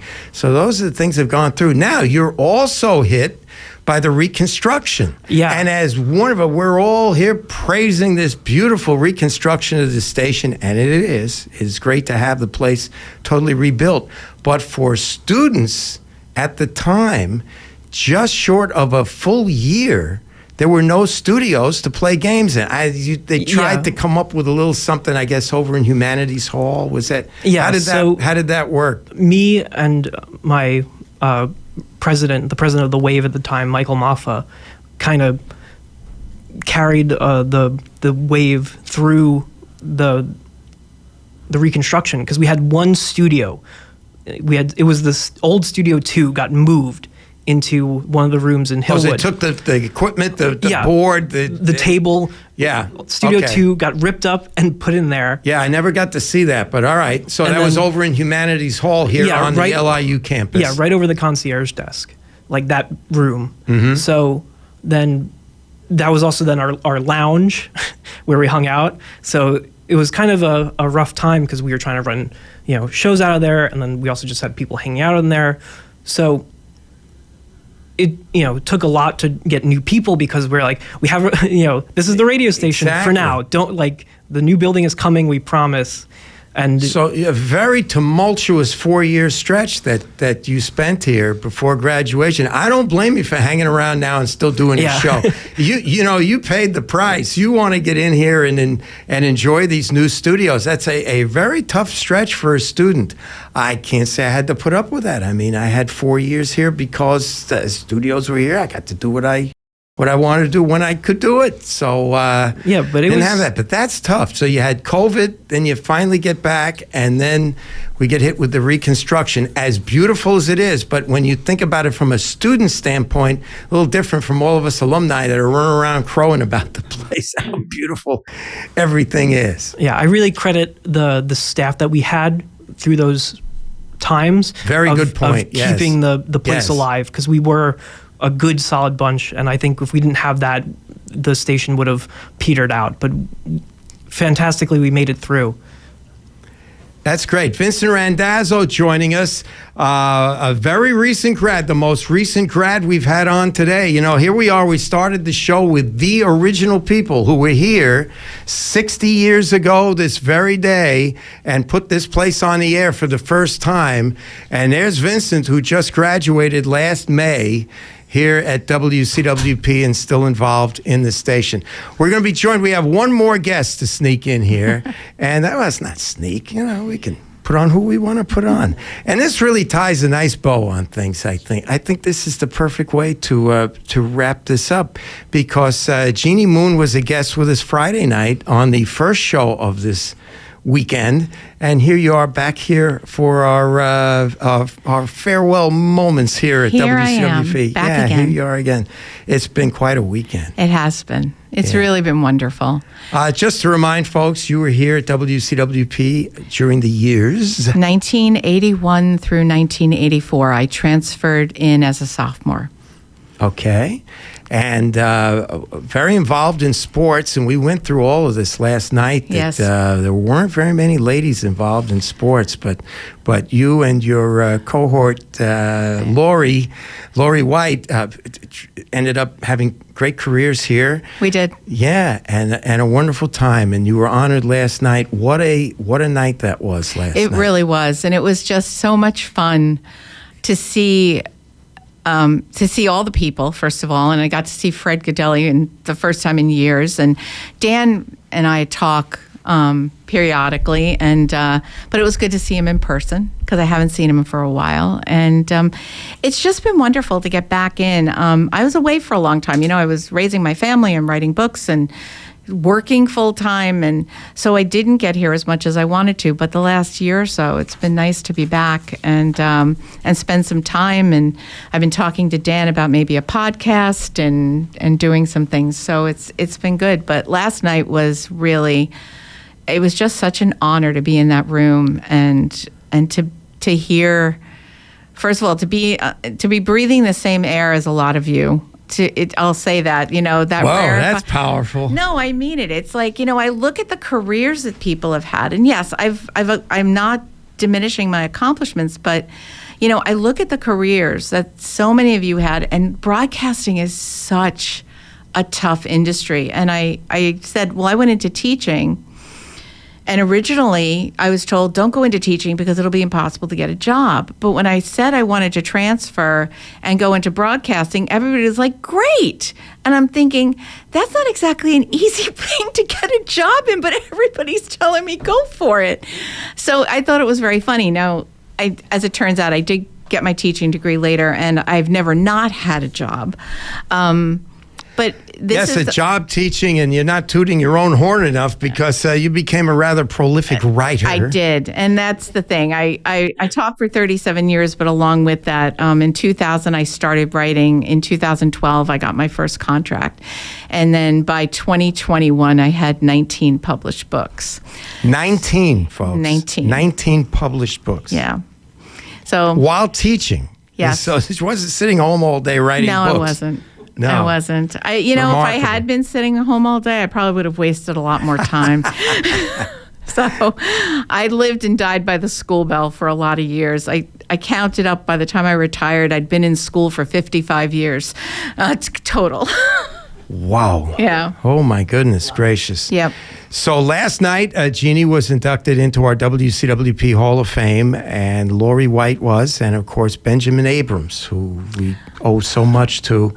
What a night. That was just an incredible thing. I've said to everyone who popped on today that when we make available the video and audio of all the speeches last night, because they were all very moving, but to make sure that they see Marjorie Hyman's tribute to her dad, 97 years old. Absolutely incredible. Awe-inspiring. Yes. It was just, I sat there and listened to her and felt like I was getting a history lesson along with the history of the station and this man who just made his life about doing for people. Right. And I mean, there's no greater legacy to leave, I think, than that.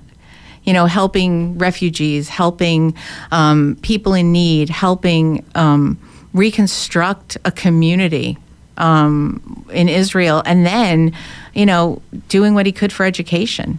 It was amazing. In an amazing life, Benjamin Abrams, and we're so grateful that that he did what he did for us here at WCWP. Jeannie, I mentioned that you're now a member of the Hall of Fame, and I also mentioned this earlier, but I'll say it one more time. With last night's inductees, there are 46 members of the Hall of Fame. Yeah. It's not as if everybody's in the Hall of Fame. The station is 60 years old today. That's what we've been here celebrating. And if you go back to the original WCWP, it was a carrier current station here on the campus only. That's the only place you could hear it. So that goes back to 1961. So now we're 64 years old in total, 60 years on FM here at 88.1. Right. So in 64 years, there are 46 people. It's still a pretty exclusive That's what club. I mean So about welcome. rarefied air and feeling like I crashed the VIP lounge. Welcome. Welcome. And well deserved. Thank you. And a wonderful night. And thanks so much for coming back. We had fun having you on Friday night in the middle of a music show, and now you're on in the middle of a talk show. And it's been great, and it was good. I was able to give Dan another hug goodbye, and Dan Cox, and it's just I love seeing people and it's been it's really been. I got home last night, I couldn't fall asleep. I just realized I'm saying this live on the air. How did Dan leave? Our car was blocking him in. He managed. Somebody helped guide him out. He did. He He get could have out. had my key to get out. He didn't ask. I was blocking him in. He managed. He did get out. He was desperate, I guess. I'm going to check for scratches on a fender. I'll tell you. he was trying to make a getaway, so it was it. Well, Jeannie, you're the final guest tonight on our show. A total of 26 guests joined us. Wow. I don't know how we worked that in. Yeah, really. How did you do that? Suck on some throat lozenges Yes, once you this do. is done. Definitely. But Jeannie Moon joining us here at WCWP in Studio 3 on our campus in Brookville, Long Island. Thanks so much. Congratulations Thank you so much. again. Thank you. Great to see you. And you're coming back for homecoming. We were I talking am about this coming back last for night. homecoming. This is we were talking about this at the thing last night. I want to be part of homecoming. I do. All right, and we just announced it. It's September 13th. Is homecoming. Oh, that's early. So very early. Okay. Not our call. So September 12th to the 14th will be the weekend here on WCWP, and hopefully you're back for that. All I'm right? planning on it. Put it in the calendar. I will. All right. Okay. All right. Take care, guys. All right. Thank you. This is it's been an incredible 3 hours to be with you on this very special day as we celebrate the 60th birthday of WCWP. Station signed on the air on March 16th, 1965 for the first time. Today being March 16th, 2025. 60 years ago this afternoon, the station signed on the air, and with the blessing of Hank Neimark, who started with the same words he started 60 years ago, I think we're good to go for another 60 years, don't you think? Let's do it. Well, most special thanks to my executive producer, Pat Kroll. Are you going to say anything into a microphone? Can you say? I was told that title was for Dan. I'm actually just a producer. No. No, he told me that. Oh, really? Yes. Oh, okay. All right. I enjoyed myself immensely. I happen to love to produce, so thank you all for putting up with me. Tremendous help getting all the guests in and out between the live guests here and shuttling them on online on Zoom. It's been quite an afternoon. My name is Jeff Kroll. It's been a joy to be hosting this here at WCWP Radio. We will be back with regular programming here in just a moment. Grandfather Rock is with you next here on WCWP. WCWP, Brookville.